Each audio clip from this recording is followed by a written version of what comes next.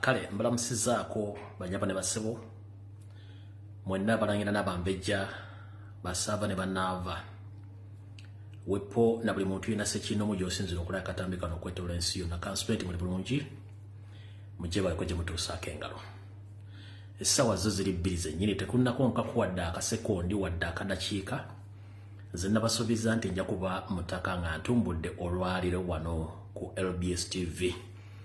Kale mwenna gye musinzira okulabira akatambi kano mu maloboozi ge tuyita voice note oba mu video ezitambula mbalamusizaawo kansipenti muli bulungi. Naku lwa kimpowooze mu Uganda akasana kaaka ebitundu ebimu enkuba etonnya ate wano tulembalemba okufuluma obudde obunnyogovu naye era busigala bunnyogovu olina okwogereramu nawe pone mu nsi yonna gye musinzira okulabira akatambi kano kansipenti muli bulungi. Nga bulijjo nsooka kubabuuzaako mwenna gye muwangale bannayuganda naye mbagamba nti mbalamusizaako mwenna bali mu America buli ssaza lyonna mbalamusizaako banyabo ne basebo abali mu ggwanga erya Canada buli ssaza lyonna mbalamusizaako banyabo ne basebo mwenna buli omu gyosinzira okulaba akatambi kano kansipenti muli bulungi. Abali mu ggwanga lya Bungereza nammwe mbalamusizaako mwenna buli kibuga mwosinzira okulaba akatambi kano kansipenti muli bulungi. Mwebale kubeerayo mwebale kukola. Bwe nva mu ggwanga erya Bungereza mbanjolekedde Ssemazinga Bulaya mbalamusizaako banyabo ne basebo mwenna abawangalya ku Ssemazinga Bulaya kansipenti muli bulungi. Mwebale kukola mwebale kwebereramu ate mwebale kwagala nsi yammwe. Nenserengeta ku Ssemazinga Asia mbalamusizaako bannayuganda mwenna abawangalya ku Ssemazinga Asia kansipenti muli bulungi. Mwebale kukola mwebale kwebereramu nange nno ntumbudde nga bwe nabasuubiza nti nja kukusa bbiri awo era we ntwala omukisa guno ne ntumira ku bannayuganda mwenna abawangalya ku Ssemazinga wa Middle East buli nsi mwoli nkulamusizaako waluganda kansipenti muli bulungi. Mwebale kukola mwebale kwebereramu ate mwebale kwagala nsi yammwe. Manyi bisolomooza gye muli mu nsi ezo naye tetulina kyakukola waffe byagaana ate tulina okutugula ku bigere tusobole okuba nga tuyongera okunoonya egyo tusobole ozifuna kubanga waffe zaagaana. Kale mbalamusizaako mwenna bali Middle East nenzikirira mu Africa mbalamusizaako bannayuganda mwenna bali mu Africa kansipenti muli bulungi. Mwebale kukola mwebale kwebereramu mwebale kwagala nsi yammwe Uganda nfundikira ndi mu Uganda wakati mbalamusizaako bannayuganda mwenna abali mu Mambuka mu Maserengeta mu Bukiikaddyo ne mu Masekati kansipenti muli bulungi. Mwebale kukola mwebale kwebereramu ate mwebale kwagala nsi yammwe nenfundikira nga ndi mu Kampala wakati mbalamusizaako banyabo ne basebo mwenna abali mu maka gammwe nga mutudde muli ku TV gaggadde abali mu ziyafeesi nga temunnanyuka abali mu butale mbalamusizaako ababooda abasawo abavuga takisi n'abali mu takisi nga mudda mu maka gammwe ne mbalamusizaako kansipenti muli bulungi. Abasirikale ab'enkyukakyuka mbaagala nnyo ekyokukola mukimanyi obudde buwedde tukyalina budde kale mu mbalamusizaako mwenna. Bwe nfundikira awo mba siri mukyamu okusookera ddala njala sooka basaba musharinge video eno mukimanyi bulungi obwenyi bw'ekitabo bwakwatibwamu mu Uganda tebuliyo asobola okuaccessinga information eno atera kuteekako VPN ate data agenda mungi naye bw'oba omusindikidde n'amanya nti omuntu azze kiba kitegeeza nti aba afunye information kitegeeza internet notification teziriiko. Kale ngenda kusaba osharinge video eno ng'okozesa messenger yo oba ng'okozesa WhatsApp n'ogiweereza omuntu n'asobola okujoininga ate bwe tumala tugitera ku mitimbagano egy'enjawulo. Kale mbasaba musharinge olina option ya kusharingira abantu 10 ne sharingirako 9 emu esigadde yo ogiteeke ku account yo oba ku page yo. Lwaki mbagamba muteeke video zino ku page zammwe ku account zammwe? Tulina emikwano gya njawulo abatugoberera n'emikwano gyaffe. Kati nze yinza okuba eyange yajjula naye nga ate page yange ne account bazirimitinga tezikyasobola kufulumya notification nti omuntu azze. Kati bw'okwata video n'ogiteeka ku account yo oba page yo ye ekyasobola okusindika notification okusinga ku zaffe ne bajja ne balabirako video oba gwe n'okomawo eno ne twetoolola abantu bamanga basobola okulaba video zino. So yesobola kitubagamba musharinge video zino muziteeke ku account zammwe ku page zammwe kiwa enjawulo nti information etambula bulungi nnyo okubanga etuuka ku bantu. Era njala okubaza page ez'enjawulo okwetoola ensi yonna bannayuganda baagala enkyukakyuka. Ngenda okulanga muzzemu okustreaminga video zino oba muzistreaminze live nga ndi live ez'oku Facebook njala obebaza nnyo bali nnyo baliddira kutambuza information kubanga engeri gye tuyinza okula okusaanyawo omulabe waffe kuba nti tumu exposinga buli kimu nga kiba nga kiri kungulu. Kale bwe mmala bagamba okusharinga video eyo njala mumpitire abantu bano wammanga njala mumpitire Saba Kenuzi Mathas Mpuga Nsamba ne ka group ke konna. Jira mumpitire Segona Lubega ne ka group ke konna. Jira mumpitire Speaker Anita Amongi ne Deputy Reta Yebwa Charles Peter Mayiga wasanya Kalori Salo Gamulenge Mr. Alaje akabenja ka DP block kona kabere kuno Semujju Nganda akiikirira kira municipality enkwetaga ku video eno gwe nkwetagira ddala Semujju Nganda obereko kuno nja kusendya omukulembeze wange Robert Kyagulanyi Center mukama wange wonna wooli nkusaba okyameko wano tubeeko bye twogera abasigadde as a must videos no mwino ziraba gamba nga yoseeri manye kwoli mukazi wo family yo semwai esobonna kwe bale kuno njagala tutandike video eno mu buwombeefu tujulire bulungi nnyo buli omu agigwe ennyalwe ennaku z'omwezi zo ziri 8 ezakonka ku mwezi ogwokusatu omwaka 2024 tutandise nno ogutambulako njalo twala mukisa guno okusaasira mwenna abaviiriddwako abantu baabwe kitalo nnyo ddala nja kusaasirako omukwano gwange mwanyinaze mu kya Rachel mu USA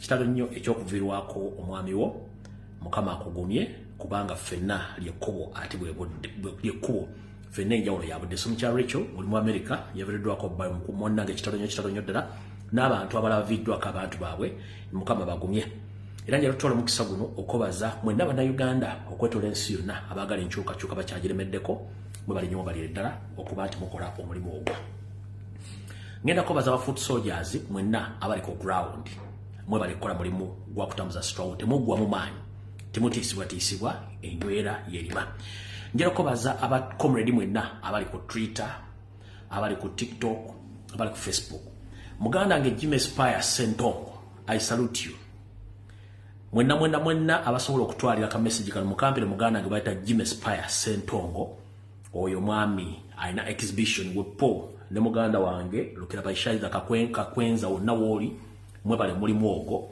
ekituyita teamwork kubanga ensi tujagala ensi ze tulimu abantu boogera amazima tebakyaso abantu boogera amazima kubanga ensi etambulira ku mazima ne tuba tulina abayayi tetusobola kutambula so muganda wange Jimmy Spire Sentongo I salute you kakwenza lukira bayishaiza wonna woli muganda wo mulimu gwo bale ku Twitter mwenna abagenda ku Twitter ne musindika information mu exposing abayayi bano mubali nnyo balira ddala njira ko baza baganda bali ku Facebook wonna we muli nga mukola video mu commentinga mu sharinga mukola kyamaanyi nnyo mubali nnyo balira ddala baganda bange mwenna bali ku TikTok abobuwala n'abobulenzi abakola video mbagala nnyo mu inspiring n'abalaba gye boogere first and foremost sinagenda mu kalozo sinagenda mu kikulalugi semateeka w'eggwanga Uganda akulagira nti munda Uganda oyina obuvunaanyizibwa ebitundu 10 ku 10 ku nsonga zonna ezikwatagana ku ggwanga eryo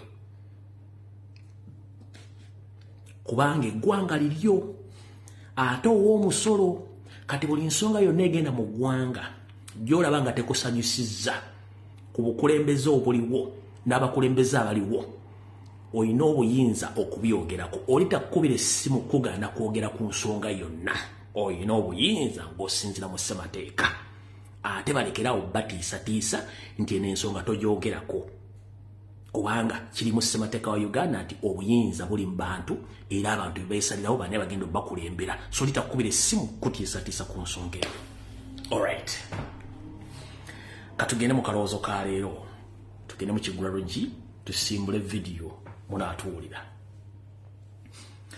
akalowoozo ka leero njala kaweereza omukulembeze wa Robert Kyagulanyi Center era nga kagenda kuva mu lugero oba olufumu olugamba nti konoweeka tokalinda kusaaba ttaka president wonna wooli kana akalowoozo kako kavudde mu lugero lugamba oba lwe tugamba nti konoweeka tokalinda kusaaba ttaka lwaki konoweeka tokalinda kusaaba ttaka ebiseera bisinga ffenna tuli bazadde oba tusobola okuba nga tuyambako omuntu mu ngeri yonna ey'okuyamba omuntu naye bw'oba ogenda kuweeka omwana wo oba omuntu yenna okumusomesa ng'oyambadde bulungi ate tewandyetaaze kuweeka muntu nga engatto ze nkyafu oba mukyafu yenna naawe kennyini agenda kuddugaza ate nga ng'oyambadde bulungi akagatto kuwakakubya eddagala engoye zo wazigolodde njeru temulimu wadde ebbala tosobola kuweeka muntu nga engatto ze nkyafu engoye enkyafu ye kennyini mukyafu ajja kuba akuddugazizza wonootuukira gy'olaga ku mikolo ojja kuba tolina njawulo naye we wava akaloozo kaalyo so omukulembeze wange wonna Robert Kyagulanyi Center akaloozo kano kakuweereza nti konoweeka tokalinda kusaaba ttaka bangi bakunyooma ng'ojja era ne bakwogerako ebigambo bingi nga bw'otasaanidde bw'otalina kye tuyita experience oba bumanyirivu mu byobufuzi. Naye Katonda nga bw'akola ebintu bye, ogenda abantu bano obalabisiza ddala nti buli muntu mu Uganda asobola, lwakuba nti ekiseera eky'okuyitibwa n'okukola by'olina okukola kiba tekinnatuuka. Naye ekiseera kyo kyatuuka dda, kyali kyatuuka dda, naye nga Katonda tannakugamba nti kati yingira w'olina okubeera obeerewo. Abasinga obungi tebaagoberera nnyo nnyimba zo ze wayimba n'ezaali ziraga ekifaananyi ekituufu kiwali otegeeza eggwanga. Kale Mukama wange ngenda kugamba ekigambo kino kimu nti enywera yerima, ate tewali muyembe gubakubako nkonyogo nga tekuli miyembe. Bakubira ddala omuti oguliko emiyembe. Era bw'osanga omuntu ng'akuba omuti nga teguliiko miyembe oba ovakkedo oba paapaali, manya nti aliko akatuli oba aliko obutuli bw'akajansi oba buno buloka bw'akajansi asana kutola butabika kebera. Yensonga lwaki nti enywera yerima. Muganda wange ngenda kukusa mu kalowoozo ka leero, koonooweeka tokalinda kusaaba ttaka. Ofunye omukisa otambudde mu bazungu, buli ofisi ogiyingiddemu mu bazungu bakozesa ekintu kimu, bakozesa ebintu bibiri, bakiyita integrity ne principles. Ng'erinnya lye tukuyita principle ne katuwa nikikyukamu, abazungu bakozesa ebintu ebyo bakiyita principle ne integrity. Kati principle bye bikolwa bye weetwaliramu ne byoyagala bibeere nga bw'obyagala, ng'omuntu akutegedde nti gundi takyamwako singa mba nzize bwe nti. Mukama ngenda kusaba nti bwe kuba nga tuyibidde ku mazima nga bw'ogagamba era bw'ogoleseza, njagala kibeere ku record. Robert Kyagulanyi Ssentamu aka BOBI WINE, abantu gwe bataategera wa gye yava, yasobola okulaga ensi obulyake, obunnanfuusi, obuyaaye obujjuddemu bannabyabufuzi ebbanga lyonna. Taata ngenda kusaba mukono weeka tokalinda kusaaba ttaka. Buli gw'owulira ng'alimu amakoona era nga mukyafu, tomukkiriza kukoliraana, with immediate effect mugoberewo, kibeere ku record. Tokolagana balyake, tokolagana babbi, ate era omubbi waba bamaze okubba ne bwe yeetonda aba asigazizza eddibu nti mubbi. Obwayise bwe bwayise, omuntu yenna kasitaba ng'aliko nti mubbi mufere muyaaye agende tadda. Tetwetaaga explanation, apology no, kubanga aba amaze okwonoona. Ngenda kukusaba ne bw'onoosigaza bammemba ba paaliyamenti basatu nga beemeredde ku mazima, abasigadde baleke bagende. President nkusaba ku babaka 5 b'olina oba 5 newe kusigalako basatu nga beemeredde ku principles zo oba integrity ne rules and regulations oza national platform basigaze. Enseri kujajinga nti wasigaza abantu b'amazima nga nawe beemeredde ku mazima, daani okwenyigira mu mazina g'enkima ng'ate tolina mukira. Bajja kuddugaza kubanga y'enkola ebaddewo. Mukama wange nkusanga bw'otandise ekintu kino, tottira ku muntu yenna liiso. Kabeere muganda wo, kabeere mukwano gwo, kabeeraani, omuntu yenna kasita enyigira mu bulyake, kiba kitegeeza abaddugaza erinnya lyo, abaddugaza ekibiina, ng'ate y'enkola ebadde mu ggwanga. Koonooweeka tokalinda kusaaba ttaka. Ke kabadde akalowoozo kaalo tugenze ku kiggula luggi.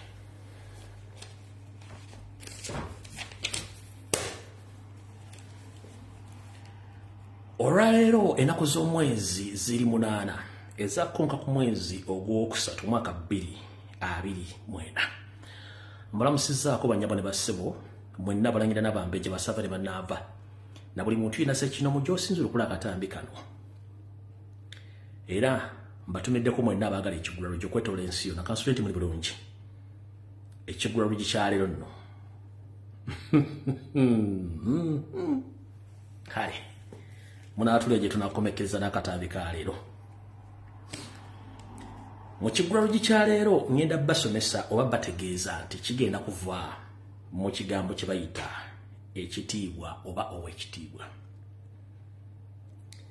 ekigambo kye bayita ekitiibwa oba ewekitiibwa bwe wagenda okuva ekigulalo gye kyaleero tugenda kitandika tutya nazzi kuno nga bwe bakuyita owekitiibwa kiba kikusaanidde okusinziira ku bikolwa byo mu bantu okusinziira ku butya bw'oyisa mu bantu okusinziira abantu bye bakwesiga na butya gwe kennyini abantu bye bakulabamu kyekikuyisa owekitiibwa ate era kyekikuweesa ekitiibwa ekitiibwa yembeera abantu gye bakwanirizaamu gye bakwesigamu gye bakulagamu abantu nangeri ki gy'oyinza okubazzaamu amaanyi okusinziira ku bikolwa byo ekibayita ekitiibwa owekitiibwa ye muntu oyo abeera okulwa abantu ng'ayimiridde ku mazima n'obwenkanya ng'abantu abamukkiririza mu buli kimu kyakola nga tebamulinaako bbala obavuunya lyonna naye kasita kakutanda n'obeerako evvuunya kitegeeza tokyali wa kitiibwa ate era tokyali wa kitiibwa mu kigulalo gikyaleero omuntu yenna akugamba nti wa kitiibwa naye ng'alimu amavuunya oba olimbye okwe kunyigira mu nzikiza kubanga tolina kyojja kulaba era teri agenda kukulaba oba kwe kujjamu engoye n'okulamira muzibe tajja kukulaba kubanga amaaso mazibu kati tugenda kusimbula n'ekigulalo gikyale mukiwulirize bulungi nnyo mwenna abantu bali mu diaspora simanyi nsi kiwooli nammwe abali e Uganda abaakuzibwa ne mutuuzibwa nga mukimanyi nti n'amateeka 10 Katonda ge yateeka ge yawa jjajjaffe Musa gasomanga tobbanga toyendanga owanga kitaawo n'ennyoka ekitiibwa olubeerera lwonna era mu nsi engunjufu omuntu gwe bayita ow'ekitiibwa abeera n'akafansonyi omuntu yenna talina kafansonyi taweebwa kitiibwa munanjulira nti mu nsi ezaakulaakulana ffenna gye twayalina okufuna visa okugenda omukulembeze yenna ne bw'aba ng'akoze bukozi kye tuyita statement oba ebigambo by'abayogedde ne bitasanyusa abo babaakulembedde oba baakulembera ng'alina ensonyi amanya nti yakoze ensobi yeetonda ate oluvannyuma n'ateekamu ebbaluwa ye erekulira n'aleka ofiisi n'asigazaamu ekitiibwa ekibadde ku 10 kisigala ku 5 omuntu yenna akola ensobi n'agaana okwetonda n'okuwaayo oba n'okuva mu ofiisi oyo taba wa kitiibwa ngera munkwate bulungi nnyo ngenda bbawaako ebyokulabirako mu ggwanga erya Bungereza ewanguli Queen Elizabeth abakulembeze bangi bassaabaminisita abaddeko naye nga bakola ensobi ntono nnyo n'ava mu ofiisi eyasembayo yali musajja mukulu Boris Johnson ono nga ono mu malala amangi yagaana okugondera oba yamenya amateeka ga COVID-19 kyamuviirako okulekulira n'ava mu yafeesi era n'agenda just kumenya amateeka mu ggwanga lye limu bamwe ba paalamenti bangi bazze ne batunuulira ebikolwa byabwe bye baalimu nti bw'obanga oli mufumbo ne bakizuula nti wayenda mu bufumbo bwo mukazi wo asobola okuteekayo divorce sinakindi naawe ofiisi n'ogivaamu okuuma ekitiibwa kyo ng'omuntu ne ofiisi gy'olimu ekyo bayita integrity kye bayita respect n'ekitiibwa omuntu yenna eyeekazanga omusazi w'ebyayi ku kkubo ng'akoze ensobi n'agaana okukkiriza ensobi oyo taba wa kitiibwa ababeera bafirisuuti kati mmwe abasajja abali emmengo n'abasajja abali mu opposition abeeyita ab'ebitiibwa tetukyalina babitiibwa kubanga mwafuuka bafirisuuti omuntu amanye ebyobufuzi amanye administration amanye leadership bw'akola ensobi yeetonda era yafeesa agiwaayo mu ggwanga erya America omusajja akolako akantu katunga resign n'aresigninga n'agenda ne mu Africa particularly in Uganda bwe tunaaba tukyalina abantu abatagoberera amateeka na biragiro nga ne bwe bakoze ensobi aginenyeza ate muntu mulala tukyalina olugendo luwanvu nnyo yensonga lwaki abantu bano tebaagala boogerako naye tujja boogerako kubanga twagala abantu bano bategeere nti kye bakola kikyamu yensonga lwaki omuntu akugamba nti mukulembeze ng'atyoboola alengezza aba si muntu wa buvunaanyizibwa. Mu nsonga eno ngenda batwala wano mu kiguliro gye bonna abo abayitibwa ebitiibwa yensonga lwaki nti bw'oyitibwa ow'ekitiibwa olina okuba nga owa abantu ekitiibwa olina okuba nga ogoberera abantu bye baagala olina okuba nga tokola nsobi ate olina okuba nga b'okulembera wawe ekitiibwa nga nabo bakuwa ekitiibwa wabula bw'ova ku ebyo kitegeeza oba tokyalina kitiibwa. Lwaki? Abatusibako mpuuga nti wa kitiibwa nga ye bwe yagambye n'akanyoomonyomo njala bbaga mu kiguliro gye kyaleero tewali kitiibwa kitava mu bantu ate abantu kyekifaananyi kya Katonda. Omukulu ono Mathias Mpuuga Nsamba tukyali mu kiguliro gye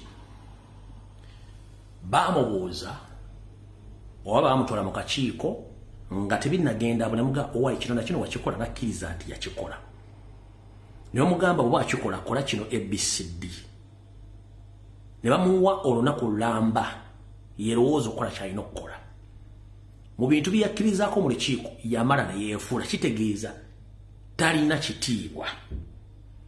Bwe yajja ku radio station ate yayogera birala era ne yeegaana nti teyafuna ssente teyakoma okwo n'ajolonga kitegeeza talina kitiibwa. Naye sinenya pulezidenti kiki yakola wabula nnenya bannayuganda abataamanya kye tuyita ow'ekitiibwa oba toliiko nziro naye omusajja ono abadde n'enziro lwakuba nti babadde bakozesa ekigambo kye bayita deception okulimba n'okwefuula kye batali mu kimbali temumanyi.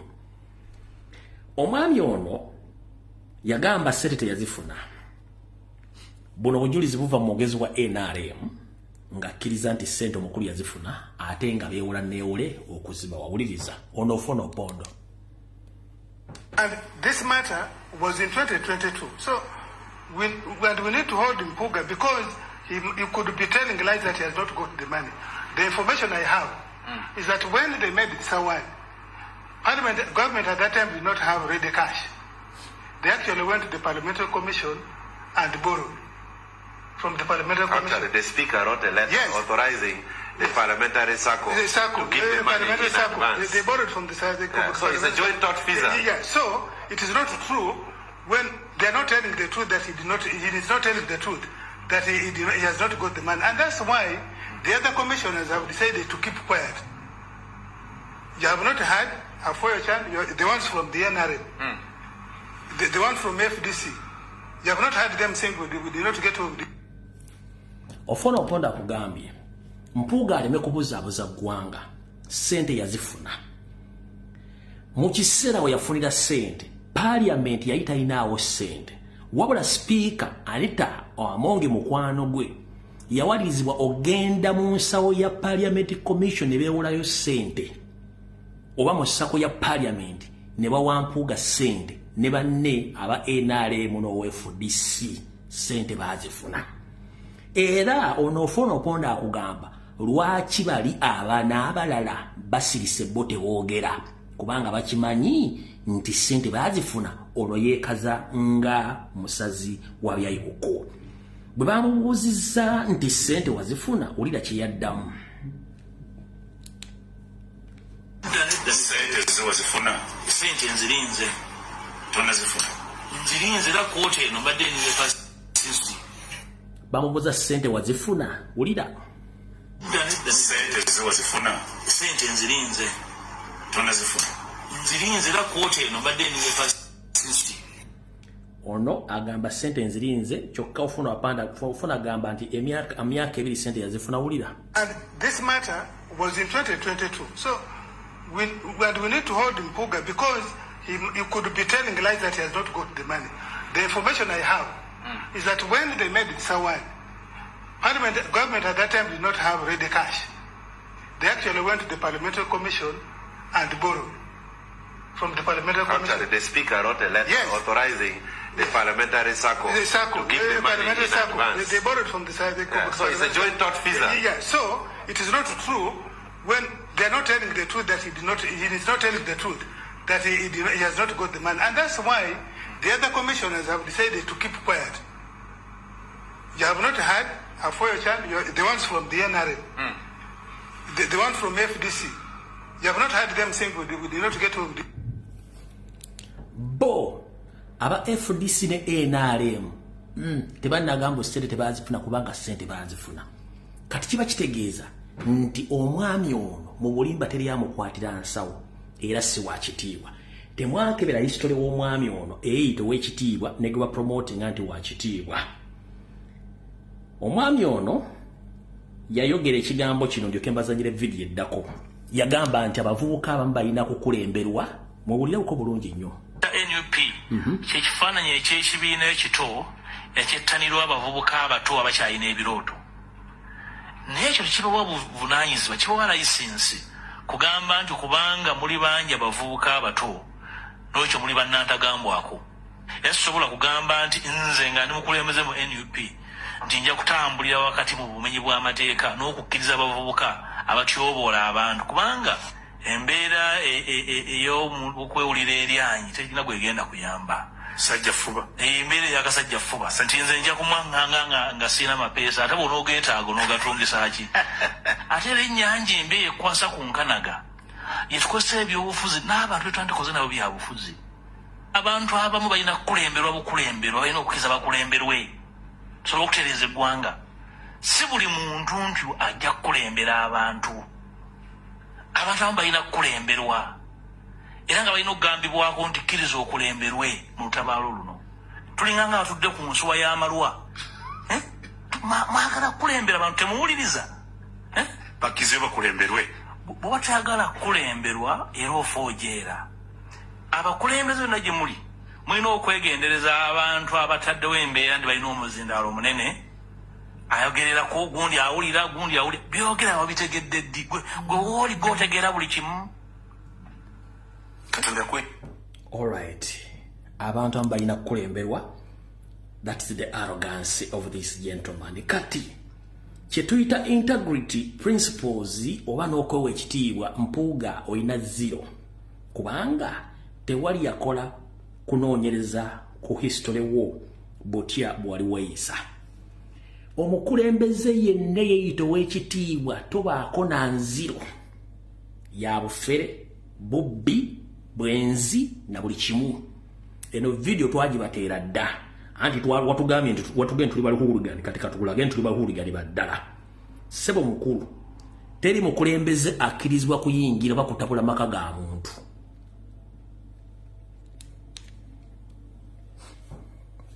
I would really hasten to say that perhaps the motive was political, because how again can I attribute this to anything else? This is how Matthias Mpuga explained the motive of his shooting in Masaka from his bed at Lubaga Hospital, where he was transferred from Masaka yesterday. But now Masaka police said the shooting was due to rivalry over a woman between Mpuga and the former auditor of Masaka Municipal Council, John Sempira, and not politics. I want to refute the allegation that this is political. There's nothing political. It's an issue to do with the private affair.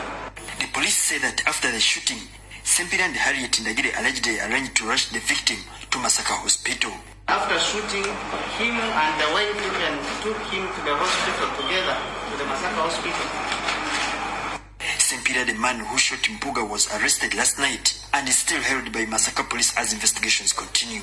So we are going to charge Sempira with the attempted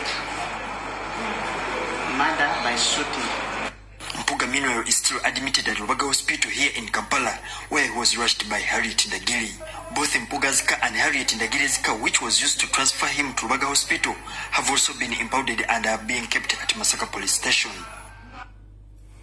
Kati olaba n'obwenzi wabwegana tebwali bwenzi kyali political. Ono kiriza sente nti wazifuna sebo. No kujja ebiwojjolo by'abatuuze Masaka wakyegala nti byali biwojjolo kyali political wonokkiriza ssente nti wazifuna. That's what we say hooligan. In the respect yoga nti mwagala ebitiibwa teri wakitiibwa mubbi teri wakitiibwa atabangula maka ga banne kubanga mbazungu gye tukudde gye tufunidde principles. Omuntu yenna akola ensobi alizayininga olaba weegaana obwenzi n'ogaa nti biri political.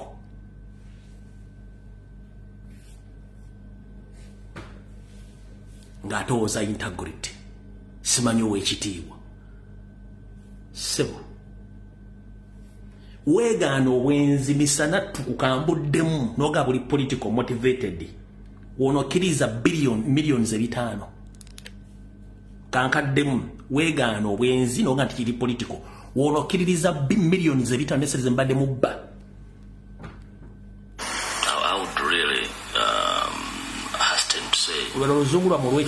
Perhaps the motive was political, because how again can I attribute this to anything else? This is how Matthias Mpuga explained the motive of his shooting in Masaka from his bed at Lubuye Hospital, where he was transferred from Masaka yesterday. But now Masaka police say the shooting was due to rivalry over a woman between Mpuga and the former auditor of Masaka Municipal Council, John Sempira, and not politics. I want to refute allegation that this is political. There's nothing political. It's an issue to do with a private affair. The police say that after the shooting, Sempira and Harriet Ndagire allegedly arranged to rush the victim to Masaka Hospital. After shooting, him and the wife even took him to the hospital together, to the Masaka Hospital. Sempira, the man who shot Mpuga, was arrested last night and is still held by Masaka police as investigations continue. So we are going to charge Sempira with the attempted murder by shooting. Mpuga, meanwhile, is still admitted at Lubuye Hospital. Genda kati mukulu n'obwenzi obwasugula mukomusajja wabuyita political. Njagala kubuuza ekibuuzo kimu. Sempira yali chairman wa Lusiwa nga yesimbyewo naawe chairman wa Lusutu nga mwesimbe babiri chairman wa Lusifiri nga mwesimbe babiri chairman wa Lusifu nga mwesimbe babiri oba yali akuvuganya ku bwa MOP olyoko attributing nti it was a political shooting move. No way. It's a big lie. You have been lying to Ugandans all along. Ate siri ebyo bono osukka ku level tukwagalira tujja kuba nina bingi just nkulagako bulazi nina bingi tugenda kukuba mpaka obusobyo kuva mu ggumba osaaga ekigulalo gye kiwedde katugenze ku video yatuleese.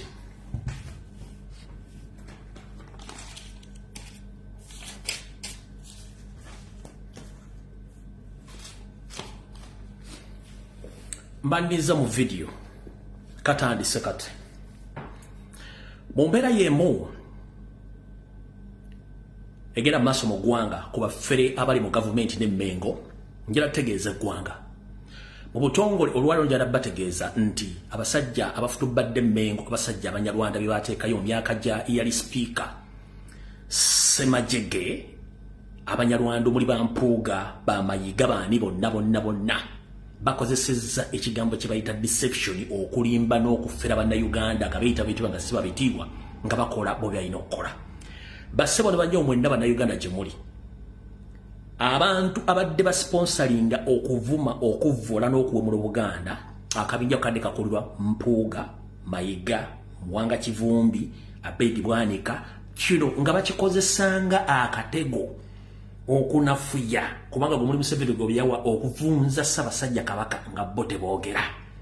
Ensimbi zino zibadde zisasulwa y'ensonga lwaki mulaba olwaliro essaawa zino nti buli muntu ali emmengo w'ensonga yavaayo n'esigala bano abasajja abayaaye Mpuuga Mayiga Sseggona Muwanga Kivumbi n'akabinja kadde kasasula abantu bawumula Ssaabasajja Kabaka n'okumuvuma.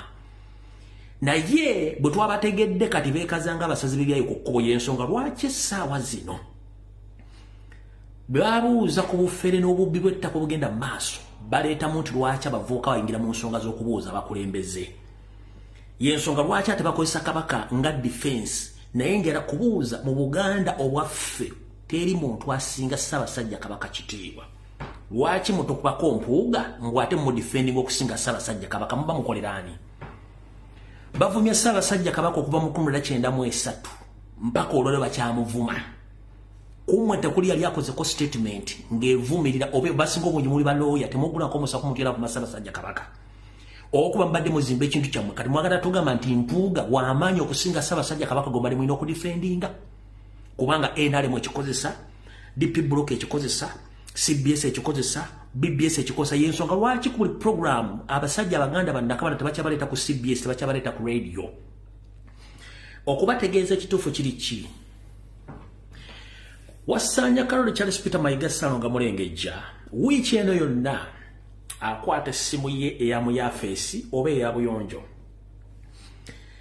yakubidde bamebe ba parliament bonna abava mu kitundu kya Buganda bagamba bannange nze Peter Mayiga tugenda basaba temwenyigira mu bikolwa eby'okukondeminga oba okulima empindi ku mabega nga mulumba ow'ekitiibwa Mpuuga Mathias temukikola kubanga mbu tujja kuba twonoonye Obuganda n'abakulembeze abazimbiddwa Obuganda bwe yamaze okukola ekyo era kyova olaba bamwe ba parliament basinga obungi bonna basirise bwe yavuddawo yakutte essimu n'akubira abakulu b'ebika bonna banako obuvunaanyizibwa n'abagamba bakwate amasimu bakubire bazzukulu baabwe omuli abayimbi omuli ba celebrities omuli ba comedians omuli ba public figures ne ba YouTubers ne bagambe tebageze okukola video zonna nga zikondeminga oba zirumba Mathias Mpuuga Nsamba obujulizi mwabulidde ku social media abantu bakyogedde dda nze nzikaatiriza baani abadde bapegawo ekintu kino keka group kekamu naye njagala kubuuza Mayiga n'Empuuga babadde bavuma Ssaabasajja Kabaka obuwe mule bbanga lyonna lwaki mbalete mukubira babe ba parliament kondeminga abantu abo oba YouTubers oba abantu bona lwaki mukikola kuno gombadde muzimba kubanga muzimba akakundi kamwe akagala okusinga Ssaabasajja Kabaka amaanyi mu Buganda ensi njagala etegeere Banyarwanda mmwe kati kandi wavire ku ntono Wasanya Karoli Charles Peter Mayiga musajja Munyarwanda taddamu balimba Mpuuga Mathias erinnya Mpuuga linnya ly'Abanyoro omanyi bano Abanyarwanda beetuuma amanya nga tamanyi nsibuko yaago yeeyita Nsamba kubanga alina oddigattako naye Mpuuga linnya lya Bunyoro era ly'Abanyoro beetuuma amanya nga tebamanyi Seggona simulinaako ttabbo namugambye asirike kuba yava Republic n'agati musajja mulungi munoonyereze ko yeeyita Muwanga Kivumbi naye waakabano mugenda nga munoonyereza ku muntu yenna ali emmengo munango jabbazi lubona akabinja konna kaakabano bw'ojjoleeta ono waakabano munnaabo w'emijaaba eyeeyita Ibrahimu Ssemuju Nganda naye waakabano era kyovola tava ku ki tava ku radio ezo omukulu ono yafuddeyo n'ayogera ebigambo bino wammanga nabaga evidiyo etandise ono Ssemuju Nganda ng'ayogera ebigambo bino wana abavubuka oba muvuga boda oba muli mu taxi oba muli mu katale oba muli luddawa mwe muwaayo obulamu naye ne bwe tunaabera tuwangudde Museveni titugenda genda lugenda stage ya boda ey'okavule muleeteeyo anaabeera minisita w'ebyensimbi that won't happen ekyo njagala bakitegeere naye nga ndi musanyufu olw'omulimu gwabwe olw'okuvuma ku Mpuuga ne bavuma ku Medadi Nyinda lwe banaavuma principal kubanga muba tweninze kuvuma abantu ate ne musirika bavuma Besigye wana bavumanga Besigye nga bajja ku CBS bamuvume kyobalaba olwayo nange mu gavumenti ya Kyagulanyi nze minisita w'ebyensimbi futi soja togenda kubeera minisita wa byansimbi ne bw'onaakola otya kubanga naye ayagala nkugambize mu parliament nzijjayo ebitabo n'embiyiwa ku mmeeza netandika okutiisatiisa bano bagula kubanga manyi tebabisomye okitegeera omuntu alright kati munnamawulire gwe simanyi nti oba olina diguli mu mawulire Ssemuju Nganda omanyi bagamba nti eryokanga neetonya ne tulaba ensisita bwe zenkana emyoyo omukulu ono yakola nga muobserver ng'awandiikapo article bwe gy'ataaguladde poloti gy'ataazimbadde akayumba n'amala najja n'ayingira mu byobufuzi nga mumanyi bulungi mumugoberera kati olw'okuba nti abantu bano balowooza nti bagezi nnyo nakugamba oyagala okumanya Obwakabano muwe enjogeza atandika okwogera ng'alina obusungu ojja kulaba nti abadde tategeera buli lunaku omukulu ono yakiikira municipality ye constituency mu Kampala esinze oba mu munna esinze okuba nti etwalibwamu amataka ng'omukulu ntava wadde okwogera ekigambo n'ekimu ng'asirise. Omukulu ono agamba nti muyigirize lyamanya amateeka. Mukulu, article namba emu esooka mu constitution ya Uganda etugamba etya?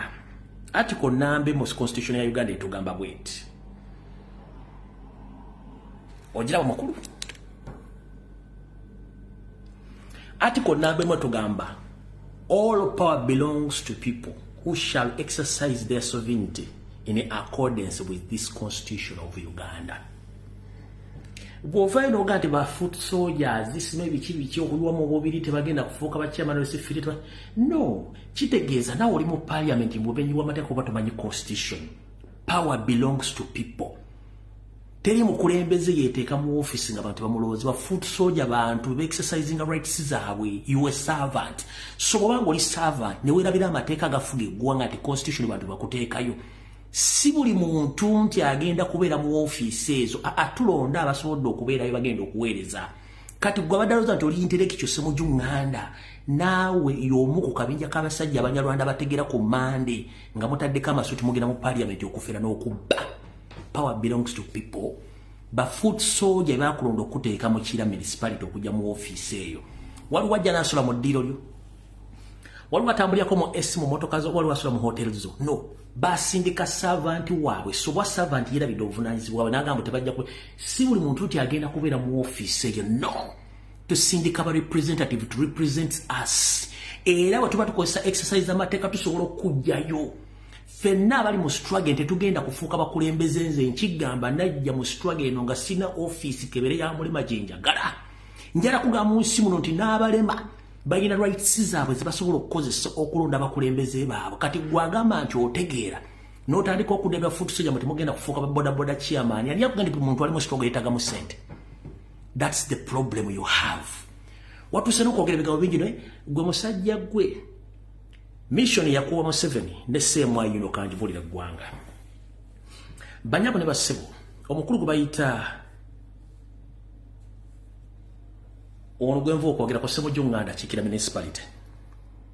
Scripture eyamuwa Museveni ne Janet ne ssemwayi yakwogera ku Museveni n'ebintu by'engeri gya spendinga byokka byokka ye ekintu kyokka kye baamuwa era n'omugafa tetulina buzibu ne bw'ovugirawo ebbanga lyonna.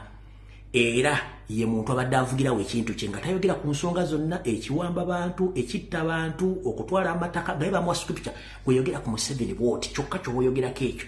Scripture dagijjanga ku ssemwayi ewanita amongi oba mu state kyabadde akola nga mu Mekira municipality batutta amataka kasokoso wajje yonna tanyega asirise busirisi kubanga mukozi wanita amongi era amukwatira ensawo ekimu kimanyi bulungi nnyo. Ekituufu kiri luddawa abakulu bano bonna mulasime deep block bani kanjana mbo ekifaananyi ekituufu. Bannabyabufuzi banabeeta opposition balinga banneekolera jange. Waliwo banneekolera jange bali ku speaki, waliwo abali e Kabalagala, waliwo abali e Natete ku Mabiito n'ebifo ebirala ne bingi nnyo. Naye bano balina coordination oba network. Nti eno bwe kikwata bakubira bannaabwe, eno bwe giwunya bakubira bannaabwe ne basenguka. Kati bano ba political prostitutes omuli ono Ssemujjunganda y'omu ku bannabyabufuzi bamalaaya abatambudde buli kiriina nga banoonya ebyenfuna. Era n'okugamba nti yaresigninze mu FDC taliimu balina ekibiina kye badde bateekateeka okuteekawo era naye agende nga malaaya mu nnabyabufuzi kyekiriwa.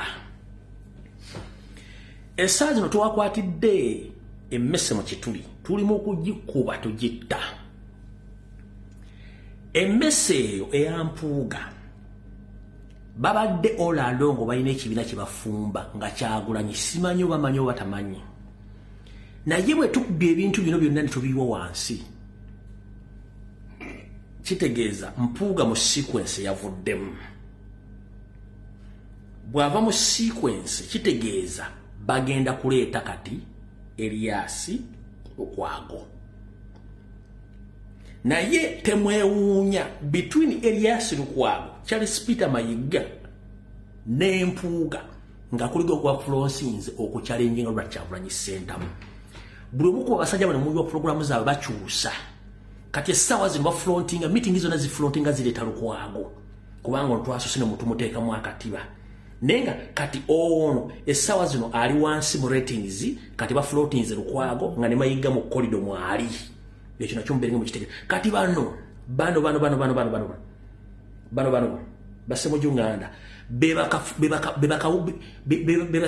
malaya boku speak mbuyo bufuzi beba coordinating anti ku mabito kikutte obeka kabalagala kikutte oba wayise kikutte beba coordinators era kyopola yadayogera bigambo bingi nnyo ngaolereza Mpuuga nenga akimanyi bulungi nnyo nti ekintu kyakola kimenya mateeka era tekiriyo kubanga akimanyi bulungi nnyo nti bo bamalaya by'obufuzi era bafere buli wamu bagendawo okufuna sente n'okukyankalanya okubeeza Museveni mu buyinza mukowe erimo olunaku lwajjo sawa zabadde nga nnya ez'akawungeezi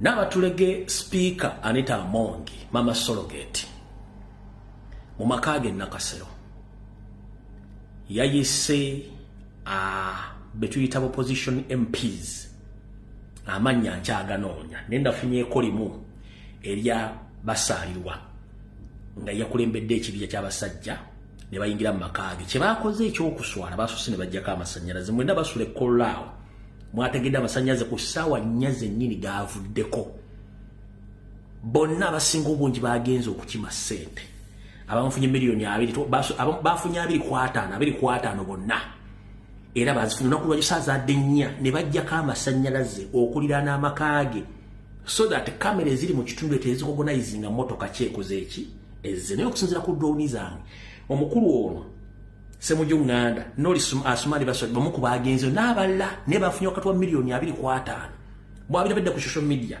neta babulide duration ya sawa incidents ki yabaddewo banya abaddewo nenga basinga obunyi badde opposition ekigendwa kikino one bagenda gezaako nnyo okuleta supplementary budget very soon naye genda kujja ekirala bagenda kola kyonna ekisoboka okudefendinga ebikolwa ebyobulyake ebibadde bitandise okuluma Anita Amongi ne tayebwa era bagenda kusirika mukowe erimu bagenda gezaako nnyo okudefendinga Mpuuga ku TV ku radio obutayogera ku nsonga za Mpuuga ze sente zayisiddwa issues ziri beka satu okuyisa supplementary budget egenda okujja okudefendinga Anita Amongi n'okudefendinga Mpuuga sente zayise era mugenda ziraba ekyo mugenda kitegera bulungi zigenda kujja kati bano Basemujunganda bebafere mu parliament abambala amasuuti nga bawoza titubamanyi ate bategeera bulungi nnyo mu nsonga ezo wamanga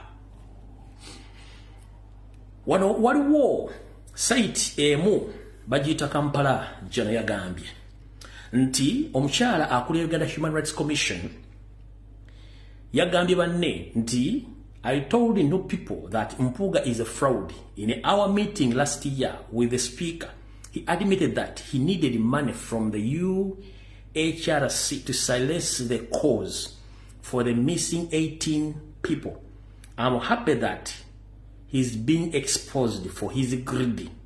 UHRC chairperson Maria Muwangadia. Muchitegedde bulungi nnyo. Katika nsoke mbatira ekigambo kimu mukitegere bulungi nnyo. Setteeserezeeyo ejjuddemba mafia. Museveni akimanyi bulungi nnyo. Oba kansoke mbazeeyo katono. Kye tuyita gavumenti.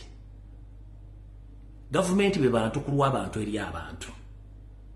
Ne gavumenti tesobola kwetunulamu na kwekebera. Gavumenti tesobola kwetunulamu na kwekebera. Kati olw'okuba nti gavumenti tesobola kwekebera bikolwa byayo.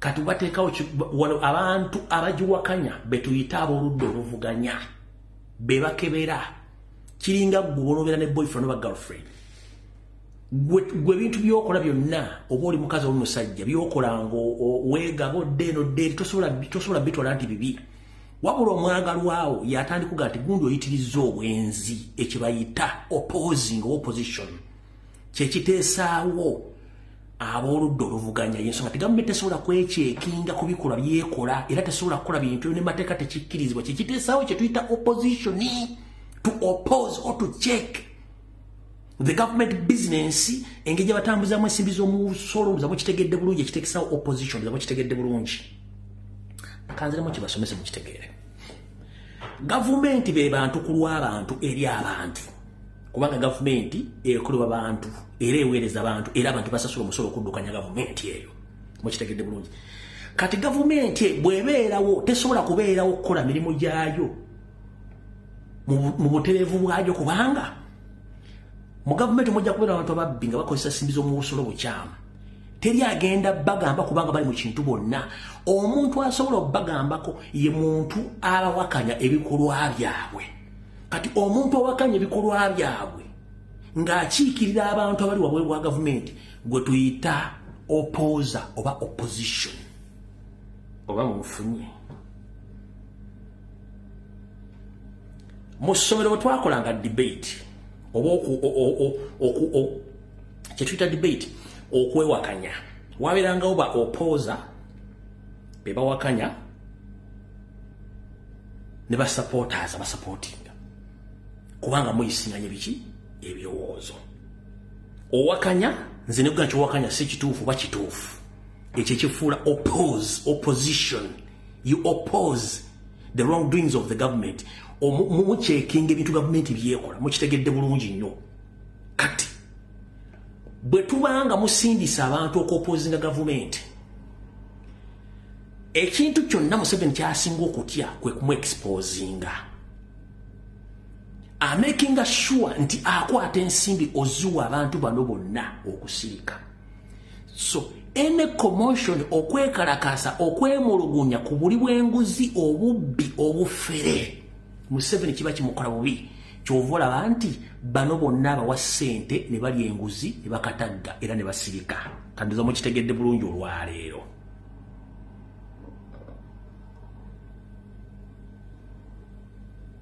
mukitegedde bulungi nnyo kati tosobola kuŋŋamba nti gavumenti ya NRM nga nuupu yeegirwanyisa eveeko nga Kyagulanyi ye pulezidenti wa nuupu mumpulirize bulungi nnyo nti ate gavumenti esobola okusasula abadde luupu oba komishona sente eza service wiki service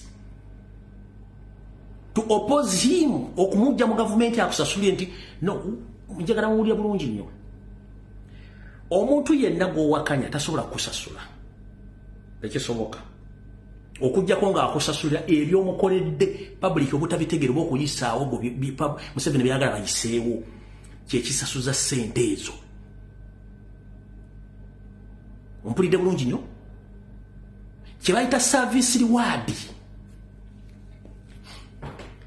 bibeera birabo basobola okuwa akasero ekibbo basobola okuwa laputopu oba ekintu kyonna service biba birabo so si cash ekyo nakyo njagadde mukitegeere teri muntu gw'ogenda kujja mu gavumenti ng'omugaa nti mukyamu mubbi ali corrupt atta abantu ate akusasule olw'ebigabo by'omukowekereza bwe yalamujja mu ntebe tekiriyo tis impossible tekisoboka unless is paying for the service you have done you have done to him to protect him in somehow somewhere okumuprotect mukitegedde bulungi nnyo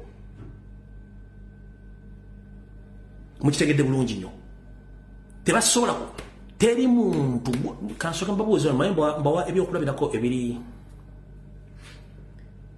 ebyangu kati gwe mukyala gwali wano ng'okimanyi nti bbaawo alinawo omukazi omulala era nga obudde bwandibadde ne bbaawo mujjawo yabulina oba alina ebbaawo kati gw'osobola okukwata ssente webaze mujjawo olw'okuba alina ebbaawo mubuddewo bwandibadde abeera naawe oba gwe omusajja oyinza okukwata ssente oziwa omusajja munna ayagala girlfriend wo ng'omubaza ki oba okujja ng'omukazi omukoowa ng'omujjawo ng'ekizi omusajja akuyamba mukutwalidde mbawo byokulabirako ebituufu mwagala nnyo ebintu by'ebiwojjolo okitegeera kyekijja bbangu era okutegeera nkubuuza gwe mukazi ng'olina mujja osobola muwa ssente ng'omwebaza olw'okuba nti atutta obudde bwo bwandibadde oberamu n'ebbaawo oba gwe musajja gwe osobola okwebaza musajja munno nga wujja mukazi w'ekiwojjolo ng'omusanze already handed nga wujja kino mugawa waayi webale kujja kiwojjolo n'omukwata n'omwasi okujja ng'omukazi omukuwa bukooyi tisimpu tekisoboka so ndoza mukitegedde awo kati bano bonna abali mu gavumenti n'abali mu ba MOP Museveni akimanyi bulungi nnyo nti bamukolera emirimu gye y'ensonga lwaki Mukama Katonda nkusaba okuumira Robert Kyagulanyi Ssentamu kuba kati obulabe bumweyongedde munda mu kibiina ebweru w'ekibiina ne state Mukama Katonda kuuma Kyagulanyi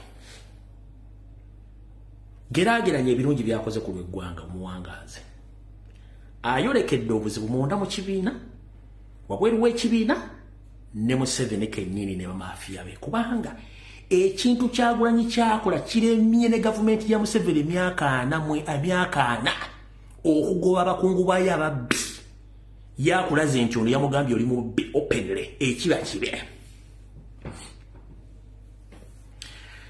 bw'oba olina obuvumu obuga omuntu nti oli mukyamu kitegeeza olina amaanyi n'obuyinza mu myaka ana Museveni tasibangako muli wanguzi tamugobangako Kyagulanyi akugambye no eyo nsobi weetonde kitegeeza alabisizza Museveni alabisizza oludda oluvuganya n'abantu abali mu kibiina kye bwennyini abalabisizza obulabe bweyongedde kati bumultiplyinze it's 100 times 100 obulabe bumweyongedde eri abantu abo kubanga tebaagala balabisa kyekisooka era mugenda kulaba MOP bembalitamanyi nti bakolera Museveni nga balumba Robert Kyagulanyi Ssentamu both aba NRM abaawumula ebyobufuzi n'abo abasasuddwa ssente okujja okuvayo okudifendinga mpuuga kubanga bali mu kintu kyekimu mukitegedde bulungi bagenda kuvayo bonna batandika okulumba Kyagulanyi kubanga ababalabisizza bonna in fact tetubadde ne opposition all along bonna babadde baffere nga bakolera Museveni yensonga lwaki yagga nti nze mu opposition nupunamu abantu bange he knew nti abantu be gye bali kati bw'obalabisa bagenda kufuukira musabire Kyagulanyi bw'aba luli abadde bamunoonya bali ku 25% kati bali ku 100% beeyongeddeko kubanga bakulaninga enkya n'eggulo ekyo mukitegedde bulungi nnyo kati manyi nategese ebintu byange wano bakuba nti olumu mpanvuwamukko nga nina ebyokuyisaawo tusooke tugende wano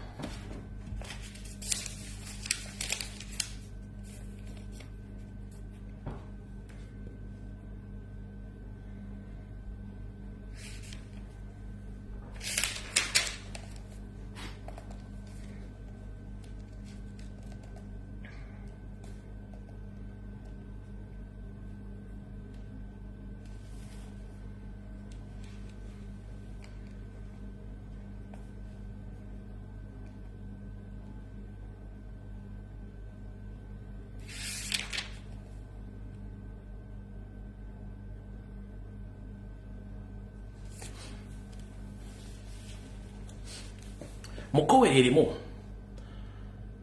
webagambire musabire Kyagulanyi wabaddewo enteekateeka namutayiika enkusike abasajja bano badde bazimbira munda mu kibiina naye nga Kyagulanyi amanyi oba tamanyi nga simanyi kati enteekateeka ebaddewo yiino bo babadde bavuga ekintu kino bakitwala 2026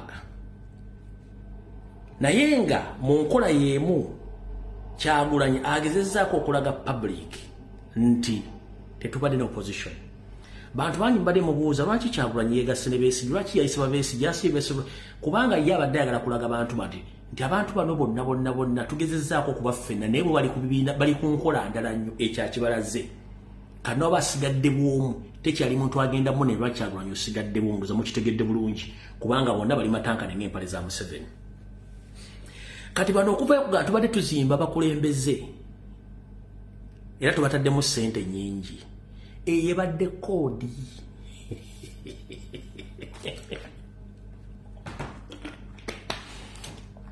mwenna temwategedde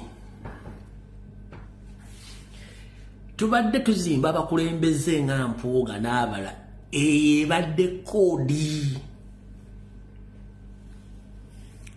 eyebadde koodi mubadde temugimanyi kati kanji bategeeze koodi eva ludda wa omukulembeze tebamuzimba mukulembeze yezimba yekka okusinzira ku bikolwa byakolera abantu ne bamwagala ne bamussaamu obwesige njagala ombuulira essomero erizimba omukulembeze bamusimbisa bulooka kimusenyu ki bamuserekesa mabaati ki nkiddamu njagala ombuulira institution university gye bazimbira omukulembeze nti bamuzimbye no in fact abantu ba bulijjo be bazimba abakulembeze nga basiteddemu trust okubalomba otubateeka mu ofiisi ezo tuli ffenna kati eno koodi y'abasajja b'Emmengo abaakabano babadde bazimba akabano kaabwe Mmengo nga bakozesa bano abasajja abanyalwana tebazimba bakulembeze ani yazimba Kyagulanyi Omufula president wa National Unity Platform ani yamuzimba Mpuuga Mayiga Muwanga Kivumbi n'abalala bemugamba nti mbazimbye balina kibiina ky'ebyobufuzi kye bakulembera nga bemwazimba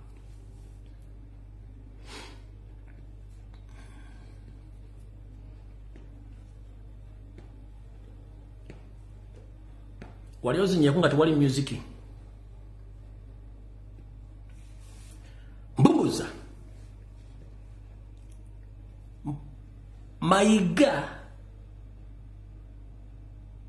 nono yeeyita Pokino Popcorns ono we Masaka mukulu Popcorns owe Masaka akikira essaza lya Masaka Popcorns Mpuuga Muwanga Kivumbi Seggona akali Amaggo Olubega n'abafere bonna bali Emmengo omukulembeze tebamuzimba abantu bamuzimba ngala babuuza nga bwe mwazimbani Kyagulanyi abakulembera mwamuzimba koddi bemuzimbye balina kibiina ky'ebyobufuzi kye bakulembera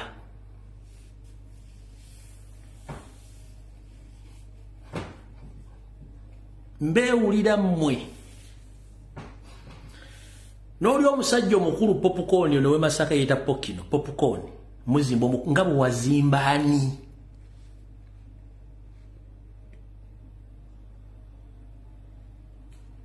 era njala babuuza bwe muga nti muzimbye Empuuga muzimbidde ebbanga ddene kibiina ki kyakulira era abakulembeze mubazimbisizza bulooka ki za kajjansi za ttaka za 99 era mubaserekeseza mabaati ki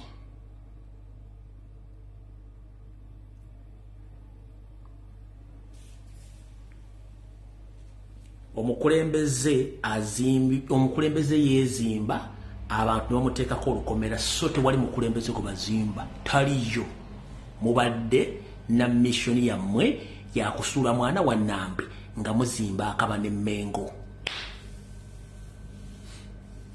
kankuwa ekyokulabirako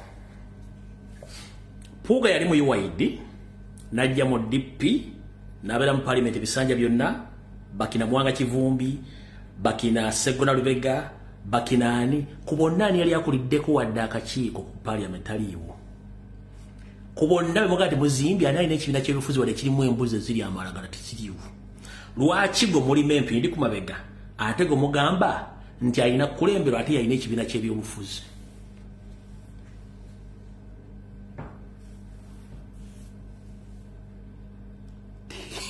eri ebadde koodi nga bazimba bano kyovula kyabalumye nnyo okuba nti system etambulira ku mazima n'obwenkanya yeexposinze deception ebadde mu bukulembeze bw'abafere Emmengo n'abali mu opposition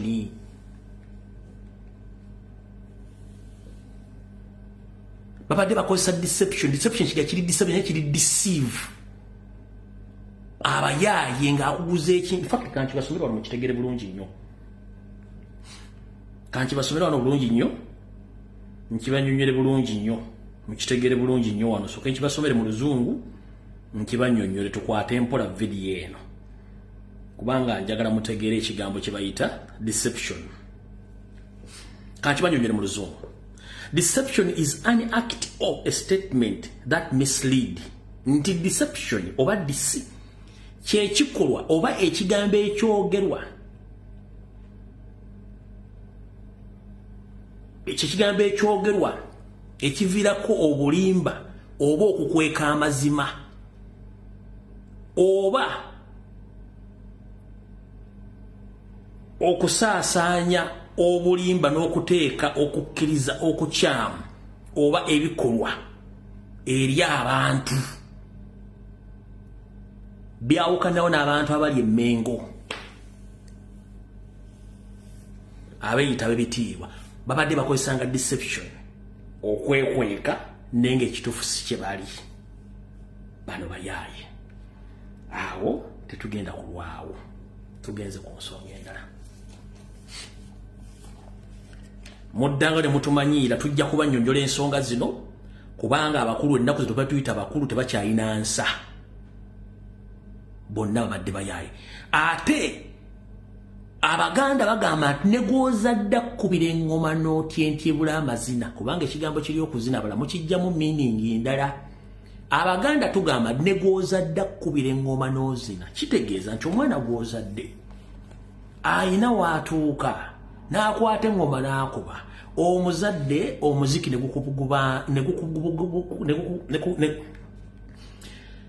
negukubugana wenna n'okyamuukirira okunyenya ku mazina agali benjo naye nga guweezalidde ennyini yakuba engoma kati kitegeeza abagamba nti muli bakyuwa oba mulina experience mu politics muleke abavubuka ate abalina ebirowoozo ebipya ate bo babajje ku stage muliko batwale kubanga mwe mulowooza nti mwe mulina okubeerawo nedda ne gwozadde kkubira engoma n'ozina Kyagulanyi ajja bazinisa amazina mulimba tugenda bazinisa amazina mulimba paka nga mukkiriza mukitegedde bulungi nnyo kati wemugenda okulabira okulya n'okkomba essowaani waawano twagala genda. The National Executive Committee of the National Platform sat on Monday this week and considered the serious accusation of corruption and abuse of office against Mpuga Mathias. The NEC resolved to recall him from the Parliament Commission if he does not provide satisfactory explanation in written within 7 working days. His office received the communication on Tuesday bakugambye nti akakiiko akakulu ak'ekibiina ekya National Platform ku lunaku lw'ebbalaza wiiki eno kaatudde ne kayisa ebiragiro ebikambwe okusinziira ku bigenda mu maaso ebiteekebwa ku Masaasi Mpuuga nti yeeyisa mu ngeri etakkirizibwa mu mateeka okufuna ensimbi bamugamba alizayininge kyataakola buto bazzeemu okumuyita bamuwadde ennaku 7 okulabikako mu kakiiko akakwatisa empisa era ebbaluwa eno yagifunye ku Lwokubiri olwa wiiki eno era nga balindiridde okuba nti bagenda kumusoya akalyojuuji w'ebibuuzo bw'anaaba tazzeemu kinaaba gyeri. Ebbaluwa eno ewandiikiddwa yawandiikira ennaku z'omwezi 5 ogwokusatu 2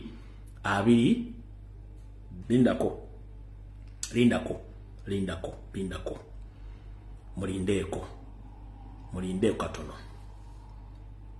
Ebbaluwa eno ekiwandiiko kino kigattiddwako bugattibwa naye ng'omukulu ono mwabali yabawooza musimanyi tebaamuwabudde omusajja ono bamuwandiikidde ebbaluwa eno naye ng'ennaku z'omwezi 5 ogwokusatu 2023 baali bamuwandiikira dda ebbaluwa ajje alabikako mu kakiiko n'ajeema. Kati okulya n'okkomba essowaani kuli wano omwami ono kusinziira ku byempulira ne byendowooza ayinza obutagondera mateeka na biragiro bya kibiina kubanga akanyoomonyomo kangi naye ebigenda okuva mu yebiraka mugenda bitegeera ayinza obutakkiriza kulabika kubanga ajja genda anyoome abamuyise nga ye alaba yasingamu obuki yabasinga okutegeera awagenda okuva n'okulya n'okkomba essowaani. Kati njala sooka baganda bange mwenna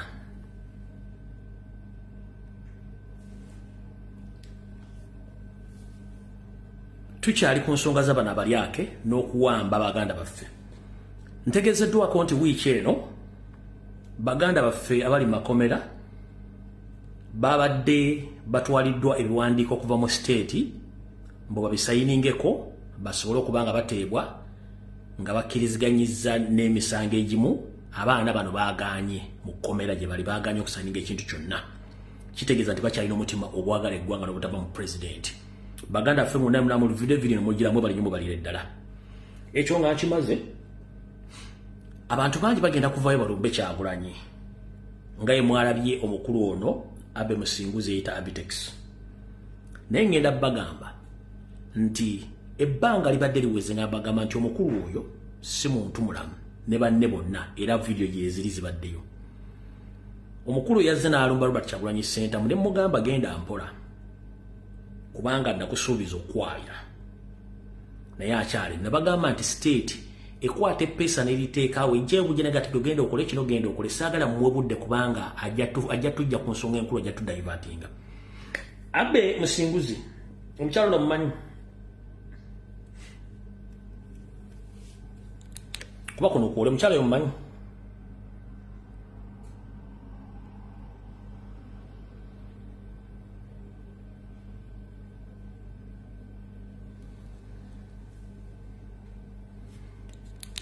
njagala oddemu okole video egi ng'olumba Kyagulanyi.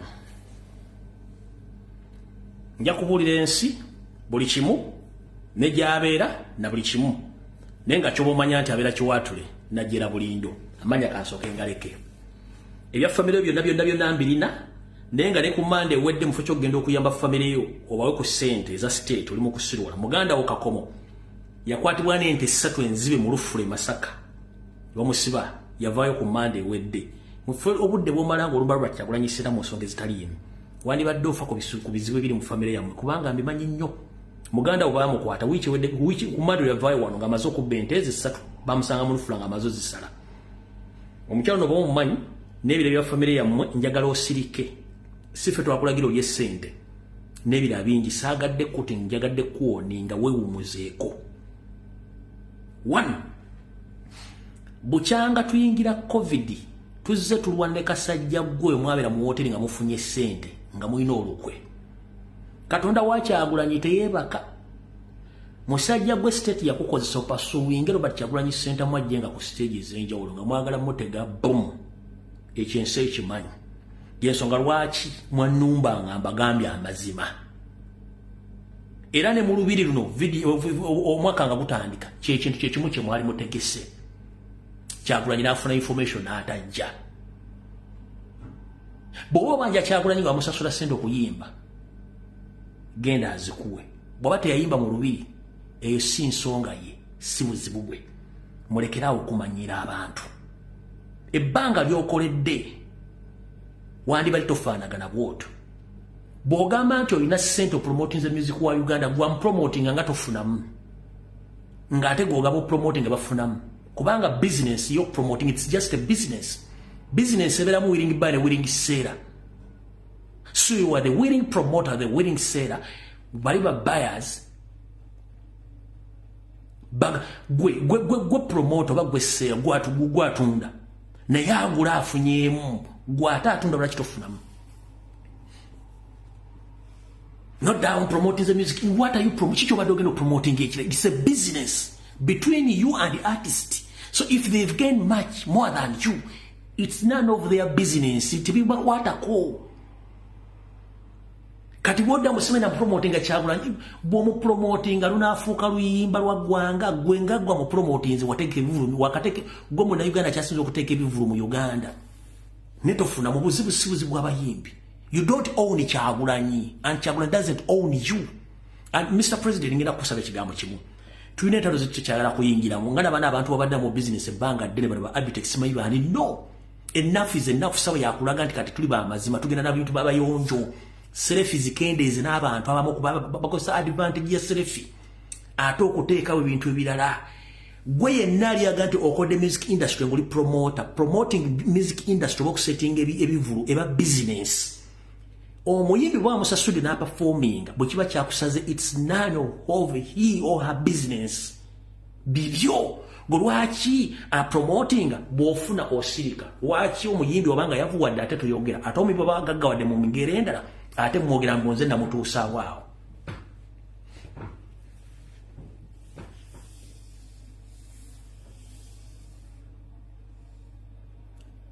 eri business wamusasula nga najja n'ayimba n'akwata sente n'azikola ebyamakulu ekyo si kizibu kye mwenna mbabuulya bapromoters simanyi bani kasita omuntu omugaaga gundi nti ngenda kuteeka ekivulu enambole yes n'omusasula sente ze n'agenda kiba kiwedde tomuyinaako strings totekyali more strings attach business ba business wansasudde nayimbye kyagenze nzira mupromotinga gwate bwe wamupromotinga bwafuna sente ze waziteekawa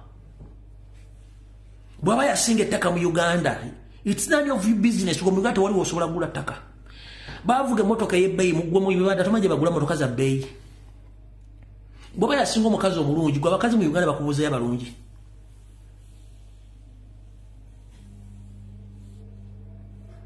kati gwe omusajja omunyarwanda abe musinguzi oyita Kyagulanyi sentamu agende mu Lubiri gye mwali mutegesa abasajja ba SFC omutuusaako olabe n'abayayi bammwe emmwanyi ezimugamba togeza n'olinya n'atajja kati nekikunyiiza ojja okola vidiyo bw'alina wali omusasudde nabagamba omuganda asigala muganda n'abanyampi musigala banyampi omwebe babakuliza ku mata amata ago bwe mugateekamu omunnyo oba ne mugateekamu vinegar ne gafa gatuuka ekiseera ne gafamentinga kati ekintu kyonna bwe kifamentinga kifuukamu omwenge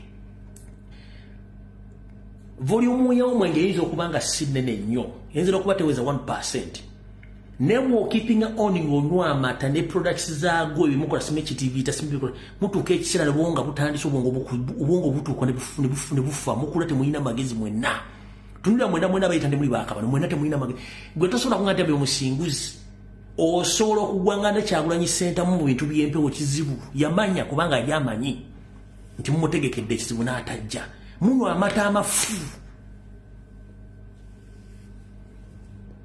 gwate omanyira sige nakuwondi nga famire osagala giyingiramu ekino ekifaananyi kyenkulaze amanya ngalina yaani gy'oli na buli kimu just nkusonyi busonyi kuwoninga va ku Kyagulanyi kolera salimu sale ne kagurupu kamu nze wono nyingiramu ng'omuntu nja kukulagirako bweri nja kukubula ekyakugaana okugejja nja kugaana ekyakugaana okugejja n'ekikugaana okuggyako enkofiira omotambula oyugira nga balugwali nnyo omutuba ffe tuli bazibu nnyo tetwagala kumanya akasajja kasiiwufu kalinga amakugunyu g'enkima kubanga geetuuza buli kaseera weeti gwe mukulu weetereze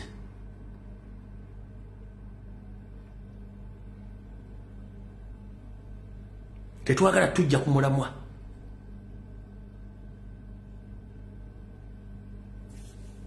awo tuvudde tetwagala kulwawo kati njagala mbagambe ekigambo kya DP Bulo kuba nakibagamba dda nga mulowooza nsaaga akabinja kano kanene nnyo kuba natuukako ne mbagamba nti abasajja bonna bali mu opposition abamu basaana kufa okufuna bannayuganda okutereera abasinga omulowooza mwali nsaaga kati njagala musooke muwulirize omukulu ono y'omu ku kagurupu k'abano abasajja no nga sinagenda eyo oka mbadde nderabidde mumpulirize bulungi nze ndi munnayuganda ayagaliza buli munnayuganda oba oli wa NRM oba oli waki naye kakutanda ovuma Robert Kyagulanyi sentamu awo tujja kwabika. Njagala mumpulirize bulungi mwenna oba oli mu gavumenti ya Museveni ng'omukoowa oba olina enkyukakyuka gy'ala okuwuliriza oba buli kimu oli majje oli mu gavumenti office oddukanya bizinensi okola buli kimu mpuliriza bulungi nnyo wano. Buno obubaka njala bugenderi bannayuganda mwenna maze obbamenya mu biti byammwe. Ndi wano okubategeeza mwegendereze nnyo obukodyo bwa Museveni bw'akozesa okusengejja baani abatamwagala. Abantu bangi bafiiridde mu kakodyo kano nga temunnakabuuka. Njagala nkababuusa omulundi ogusembayo mumpulirize bulungi nnyo. Gwe wenna ng'oli mu gavumenti oli mu ofiisi oli public figure oddukanya bizinensi mpuliriza bulungi. Oli mu UPDF oli mu SFC oli ludda wampuliriza bulungi. Muli nsiima mumpuliriza bulungi. Ndi wano okutegeeza eggwanga n'abantu bonna kubanza saagala muntu afa sinze nina obuyinza mu mikono gya Katonda. Zino ze pulaani za Museveni mwabadde akolera akakungunta ke okumanya baani abatamwagala ebbanga lyonna. Muliza bulungi.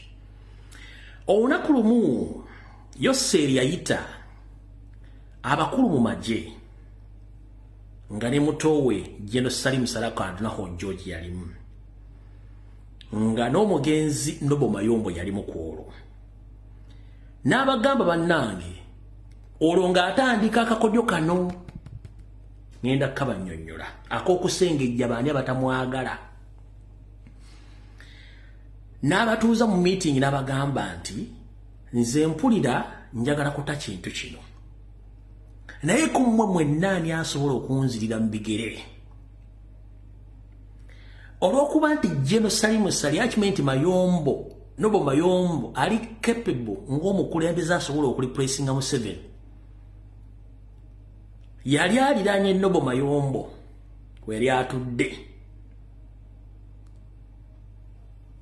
n'agezaako mugamba towanika kati n'okuba nti yali amuliranye nga tasobola mukuba ku mukono toguteekayo yamukoonako wansi ku kigere. Kati yo omugenzi Nobo Mayombo yalowooza nti Salimu Salaamu gambye kola ki wanika.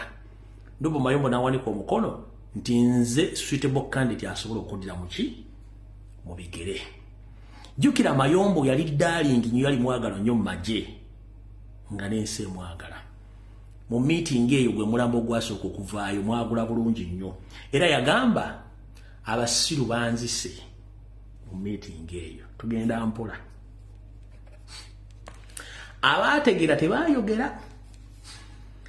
Bwe baava olunaku lumu mutowe Jeno Salim Sale akandanaho George yavaayo n'agamba nti tukoye ebintu bya Museveni abantu bamukoye nze nangenda mwesimbako biki.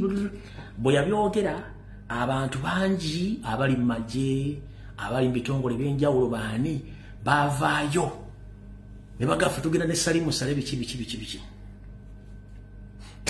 Museveni yatuga abantu. Museveni yatuga abantu abali mu business abasuubuzi mu magye mu ministry ne buli wamu wonna buli muntu yaga nti agenda kuwagira Salimu Sale n'abatuga. Kati ne mu UPDF ne mu SFC yabatta kubanga wali yakozesa olukiiko lw'abajjeno okumanya baani abalina interest mu ntebe ye. Mayombo yakagwamu wano n'akozesa Salimu Sale okumanya baani era yabatta. Kati ki ekiddako? Mwalabe bulungi nnyo ekyaddondo omukyala wa NRM oyo Namyalo n'abalala nga bagamba bali ku Museveni tebavaako. Kati kye mutamanyi mwenna basajja mmwe kiri kye bayita Mohozi project. As in a project, it is a project to expose those who hate Museveni. And Museveni has the list in his hands.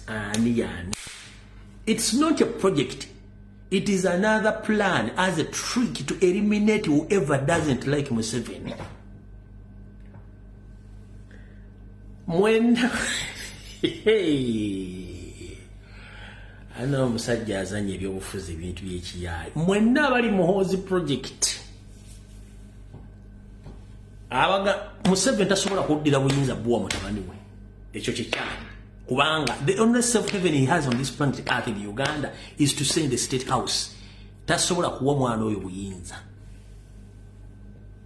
It is a trap. A trap agikoze okuva kugundi kunobo mayombwe n'agikola ku Salimu Sale kati yabaletedde muhoozi project gye batuyita Polegirigi mwenna amaze obbalaba. Ategedde abafandinga, ategedde abali mu magye, ategedde abali mu ministry, ategedde abali mu SFC, ategedde ba businessman bonna. The first example kutestinga ku busungu bwa Museveni ye musajja Omuyisirayiri nannyini busiika Baraka. Kyeba mukola enkoko ekikola bazzukulu baayo. Kyeba kola Baraka enkoko ekikola bazzukulu omusajja Omuyisirayiri. Mojasi asobola ebyokulwanyisa akola kibaba kyebakola Baraka. Mulinde muhoozi mujja kulya omuntu omumu atuliko titu ng'omu afa bwebati ozaki mavi ya kuku ye mukambwe nnyo mavi ya kuku ye kahindo tafiire gozaki mavi ya kuku mukambwe nnyo etayagala muhoozi project kubanga amanya akatego yabadde akamanya emyaka gyonna nti Museveni kasitoga nti hey kulyawo over. So it's not your project, it is a trap to identify who doesn't like Museveni or the regime right now. It is a trap. Abatamanyi Baraka yenna nnyini busiike gye bavugira emmotoka z'empaka gye bashootingira ayina ebintu bingi nnyo Omuyisirayiri era ya drone ezabegange wa President Robert Kyagulanyi Ssentamu during the elections previously omwami yazisettinga okuva ebisiika ne zijja era yabakoliranga system y'okuspyinga n'ennyonyi waggulu wa Kyagulanyi zamutegedde bulungi nnyo. So Muhoozi project is not it's a project but with hidden mission of trapping whoever doesn't like Museveni mwenna balina wano agenda kunyigomu kwomu tasobola kuwaayo ke kantu kokka wasigadde okubanga mulamu tebamukwata kali gonge bw'ajwa mutabani tasobola bakozesa oli okumanya ani yaani mumulindeeko mujja kuwulira emiranga mu bantu abo bennyini mujja kugera mu ngero bya akantu kano yakoogera mwaka ki ennaku z'omwezi 8 Ogwokusatu 2024 mujja kumpulirira tomusubuzi gundi business munabyabufuzi gundi munamagye bwati mujja kajjayo manye byange byogera bwe nti ng'omusajja agula ssente ngenda kulirako bantu bange era mujja kajja mukazi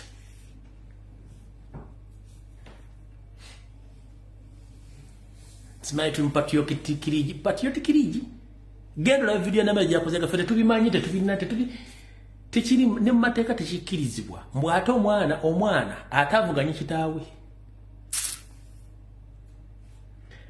awo tuvudde kati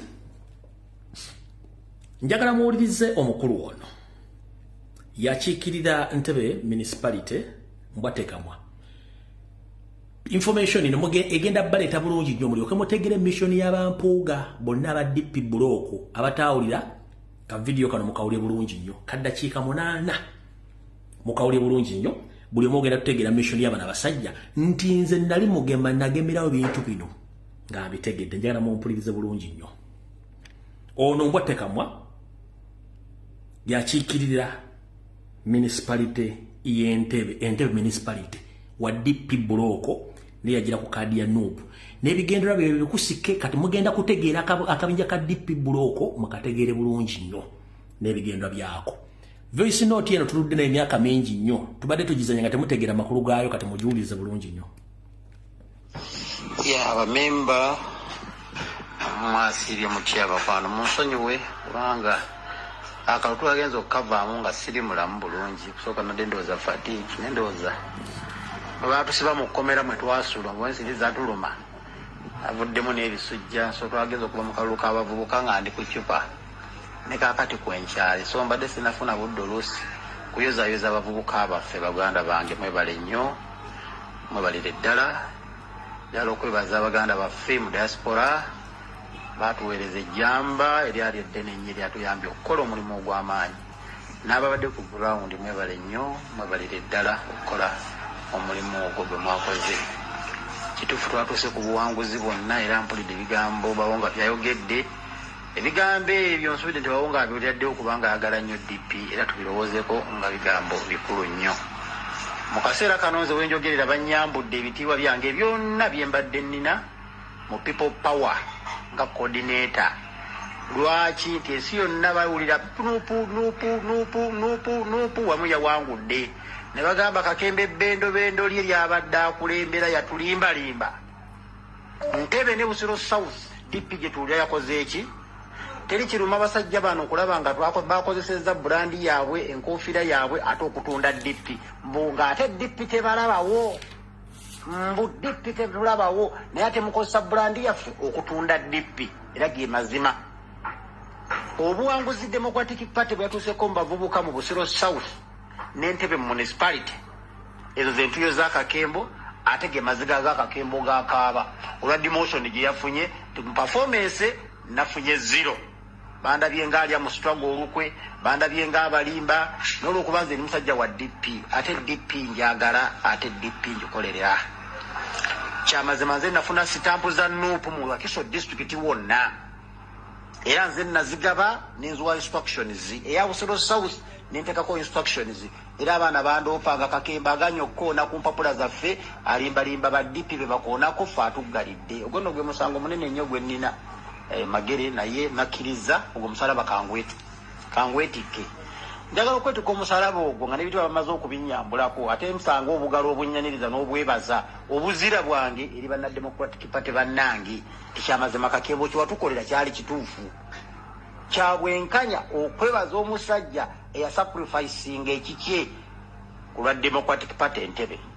Bamu akafaananyi singa sitampe eyo abasajja abatuzuganya singa baagikwatako celebration gye tulina kati teyandibadde Entebbe, trust me or not.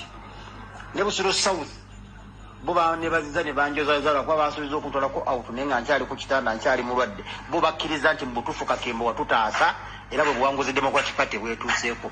Obwo nno bubonero obwenkukunala nti faamu twagala DP yaffe ne tukola byonna tukola kulaba nti tutaasa ekibiina. Tulina akazibu kyatujiridde ekya Nuupu muweevu muyaga gwo gwazze gwe tulina okumanaginga obulungi. Tukumanaginga n'obusungu ebigambo Bawonga abyogedde that is trusting nnyo Bawonga naye this time omwewuunyiza bwe tuleeta obusungu nti tufaafaagane ne people power trust me tetumalaako. Bwe tuwanike emmundu tetukuba people power ne Bobi Wine nkolayirira kyongera kutunnyika n'abantu kutukyawa na kwongera tujja ku mpule.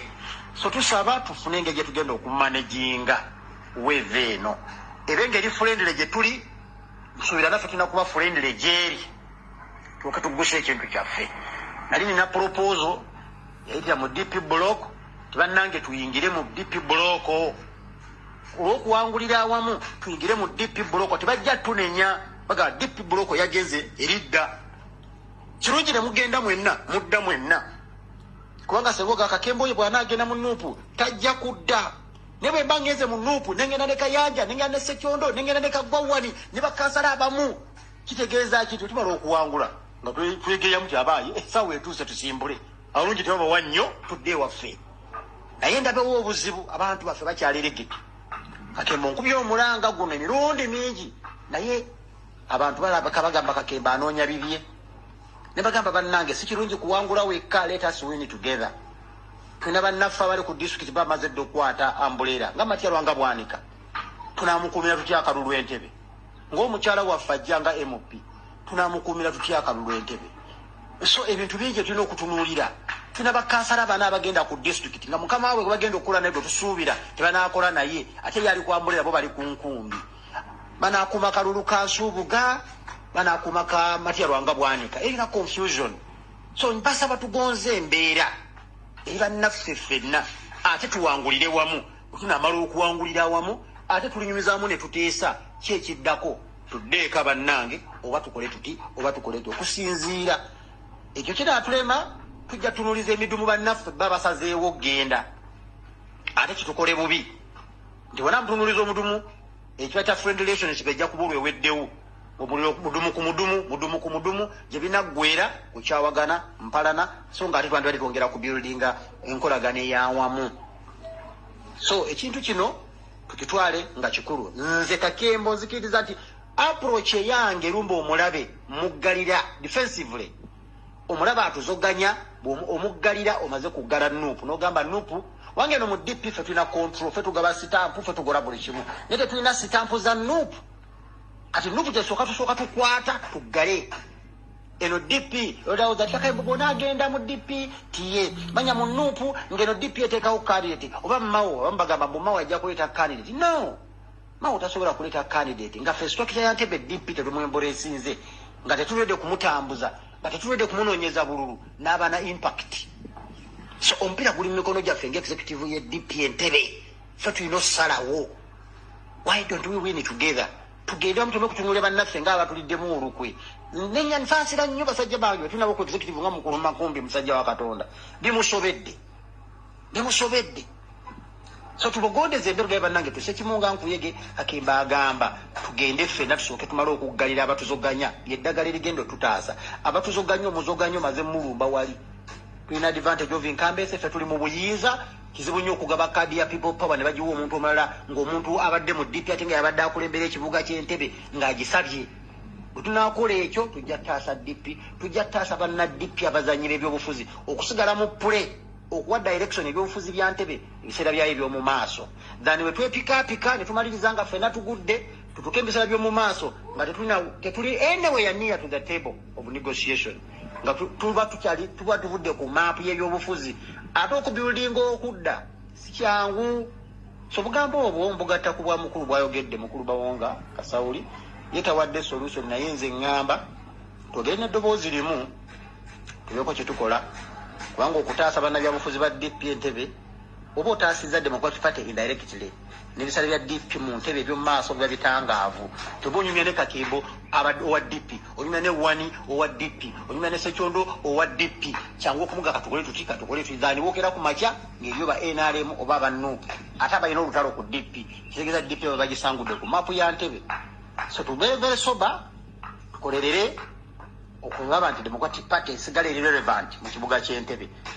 Nze Democratic Party njya gitunuulira si mu kifaananyi kya DP n'erinnya lyayo naye banna DP abazanyi b'ebyobufuzi basigala mu pule eba DP eri mu kintu ne bwe erinnya gwe likyusa nti kati amboleere enkumbi ewummudde naye be basigala bali mu kintu oyo ndiringa naye mangu okusinga bw'olaba feesi empya ey'omukambwe ate asinga Kakembo ey'omukambwe asinga Wani ey'omukambwe asinga Sekyondo ey'omukambwe asinga Kayanja nga tagala kumanya na kya DP tawuliriza ofundako naffe abamanyi nti obufono obubdo bwaffe DP ffe tuli mu kintu Mukama anaatubeera. Ebyo muwulidde si bigambo byange naye nga nze mbalabula ku basajja bano aba DP buloko abasuubi oyo nno yeyeeyita Honorable Mbwa Tepama ngambye ki yeeyita Honorable Mbwa Tekamwa wa Ntebbe municipality ali ku kadi ya Nuupu gye baamuwa abadde bazimba ekintu munda omwo mwonna n'okutuuka eyo kati abaali banvuma wagwan people ono ye Mbwa Tepama wa Ntebbe municipality ng'akakondi kaabwe konna bwe kali badde bapulaninga ekintu okwayijjatinga Robert Kyagulanyi Ssentamu n'okumujja so bino byowulidde representinga bonna Bakimbathasi Mpuuga Basegona Bamuwanga Kivumbi baani kati ng'oyagala okutegeera obuzibu bw'abasajja bano obutemu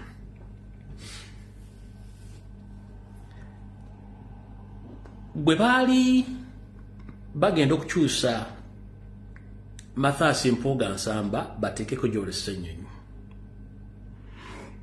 meeting zaatuula Segona ne Muwanga Kivumbi bategeera nti Joel Ssenyonyi afunye obwaluupu tebaalinda na press conference badduka buddusi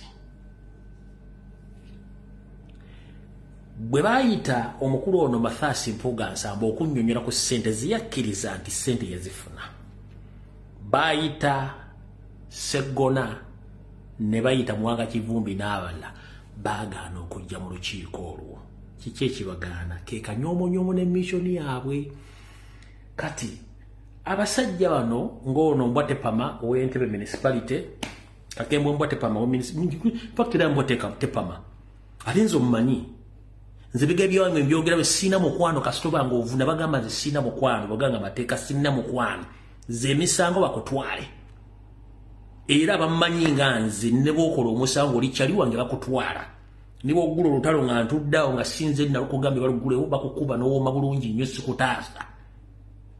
Those are my principles. Oba byeze embeera zange ez'obuntu nze bozzi omusa okubira muntu wange bakutwala n'osaavi ng'ojja kudda. Kati ono Kakembo mbwa tepama w'Entebbe municipality ne Kakundi kakaba DP block ebbanga lyonna mulemesezza eggwanga okufuna enkyukakyuka kubanga mugaggawalya mu gavumenti nga mufuna ensimbi. Munyooma abantu mulowooza mwe mulina constitution y'ebyobufuzi mu Uganda temwagala bantu babagambeko mwayiga ebintu ebi mwayiga propaganda blackmail ne bribe ebintu bisatu propaganda blackmail ne bribe akulemye okuba propaganda omukuba blackmail bwalema blackmail mu bribing ze nkola za mwesatu ze mukola okulemesa omuntu ne mu frustrating omuntu era kyobola nti nwanye nammwe ensi okubategeera kiki muli. Museveni yandibadde teyatuuka dda na wano yandibadde yavaako dda almost 15 years back. Nkiddamu singa CDP singa CFDC Museveni yandibadde yavaako dda 15 years back. But such gentlemen, no, such mafias and useless people are so-called politicians bebaletedde Museveni okubeerangawo nkubanga abawa ssente. Bwe navanga ne mbagula kati Lumbuye alimba avuma abakulembeze. No, ndina obusungu bakulu, ndina obusungu. Abasajja bano bafuluma kusereza omumuso ne balaba ensinga bwe zitambula. Lwaki gye batambulira basobola ku implementinga bintu ebyo?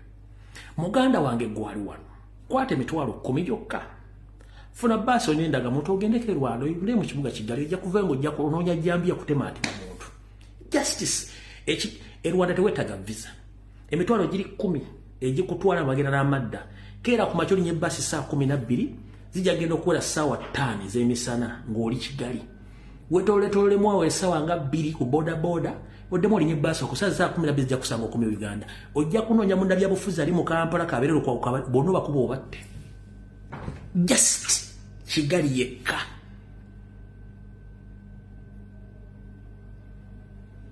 Yekka.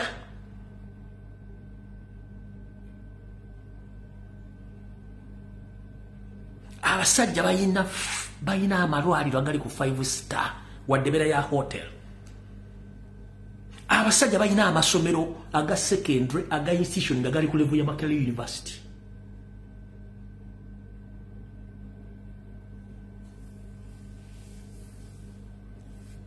Ewaffe ensimbi bazibba Bobi bazimba Rwanda. Bano beba blockers. Bano bebazibira Museveni buli kimu. Era essaazi ne bali mukumbaba Kyagulanyi Center muno yennyini yadde ku TV nga mulumba. Niye gono mbuuza omulumbira mukowe ki? Mugezaako muteekako ebibooziboozi tebikyakola. Public emanye lyeraba. Baganda bange tetuli wantuze mu kusiika binyeebwa. Baganda fali mu diaspora amaze emyaka 50 kagabangala kuddaka. Kati waliwo guy almost atafu abadde Sweden for 40 years. Gatukyekisira nga anoonya family takyagira bayise Windows. Naye nga abadde mu diaspora all along. Eno teri bulamu. Bino tubaga tuzimbe eggwanga lyaffe tudde waka. Si lwakuba nti twagala. Wana abasajja bakola project ne bagisetting olwaleero ne bateekawo ekipa ne bagirookinga within a period of 6 months 1 year. Projecting ewedde. Nekyo ekyatuuka e Uganda gye batasobola kukola kintu kyonna ne kitereera.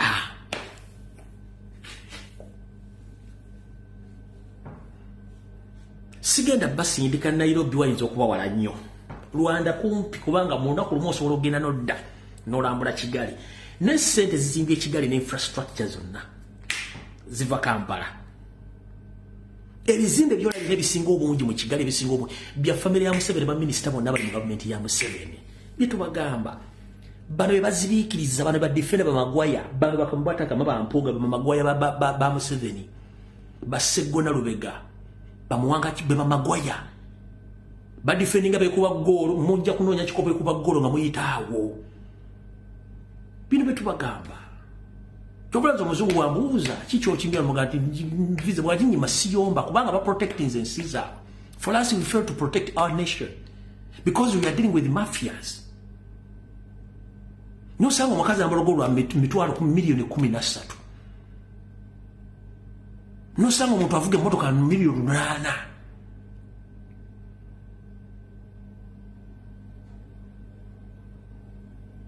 Goba document Anita Amongi yasinga bakulembeze bonna mu nsi no kufuna omusaala nga ne Biden mwali ne teeka munda mwali asinga ne Charles ofuna omusaala King wa Bongereza asinga ne gundi nono wa Bongereza Prime Minister wa Bongereza Sunak asinga ne Tado wa Canada okufuna omusaala mweye ensi Uganda.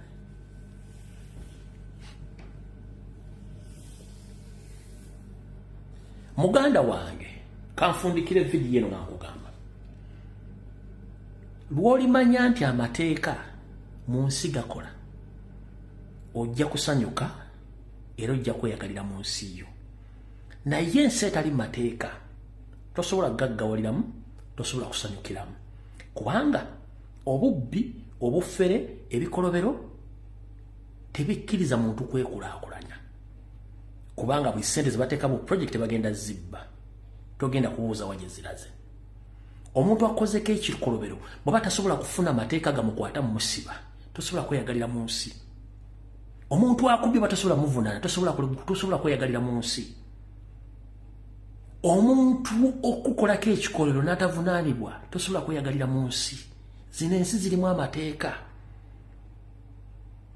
zino ensi bakozesa sente z'omuw'omusolo zino ensi babuuza ebibuuzo bafuna ebiddibwamu zino ensi omuntu bw'akola ekikyamu alizayininga zensi zirimu amateeka temusindika abaana bamufuna visa n'okusomera bino byonna bisobola okukolebwa e Kampala mu lutemye lwa liiso kasita amateeka gabeerawo naye omuntu natta omuntu wonna ajja neyeyagala nti ogenda kunkola ki oli naakujja ku ttaka n'agamba ogenda kukola ki oli naakubba sereza visa n'agamba nti ogenda kunkola ki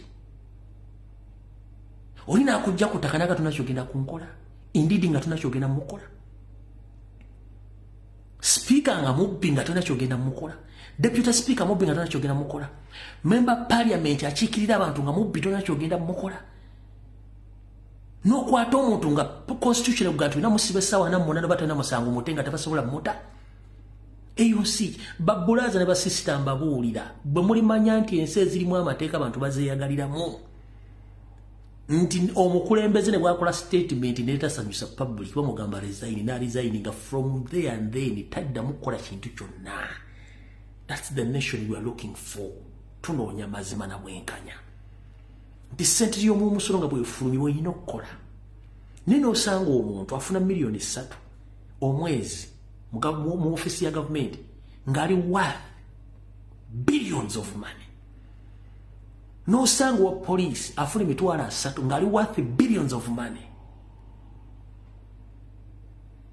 Okitegeera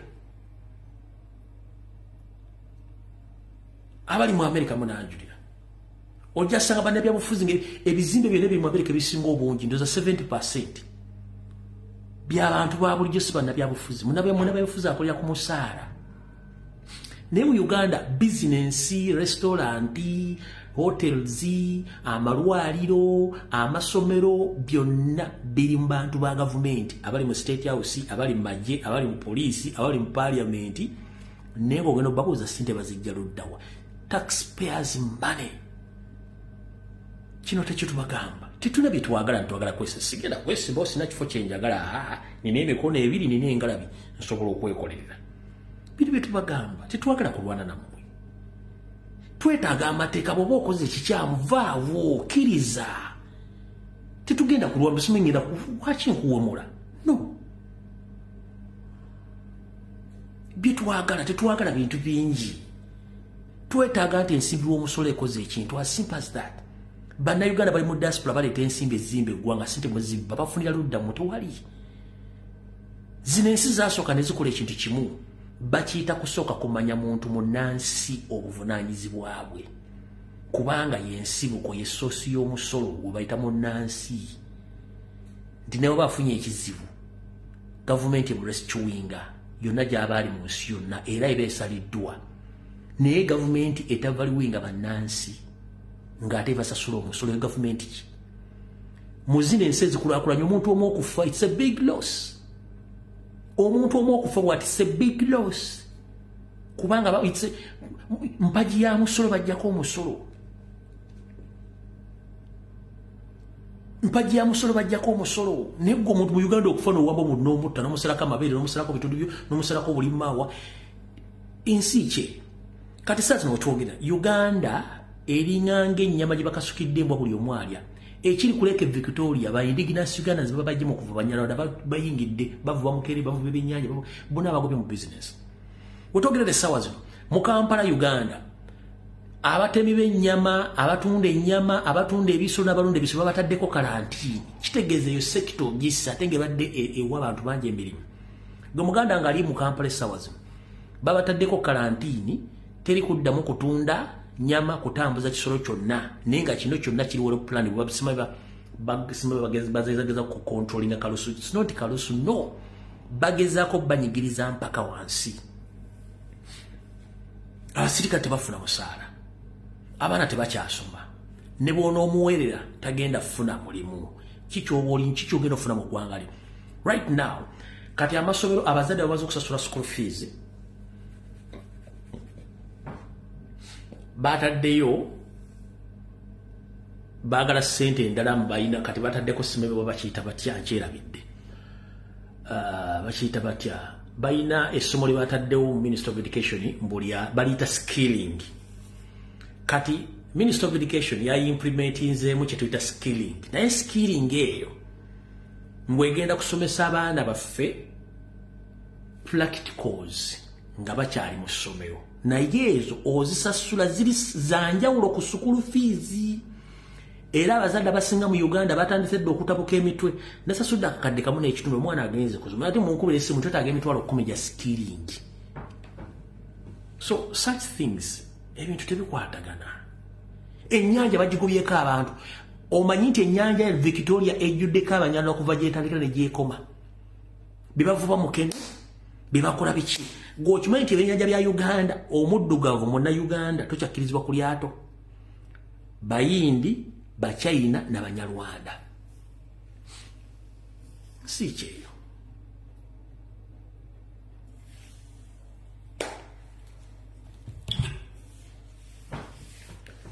sina bingi byengenda bagamba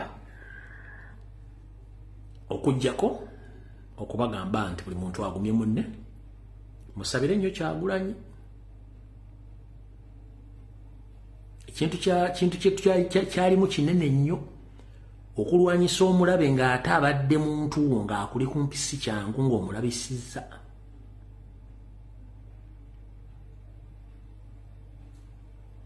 si kyangu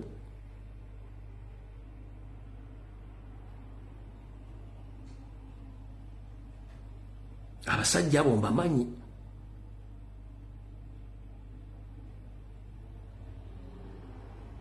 olaba abaloga tebalina kyobakoze naye ate ng'obajja ku mugaati obalabisa abasajja abo bazibu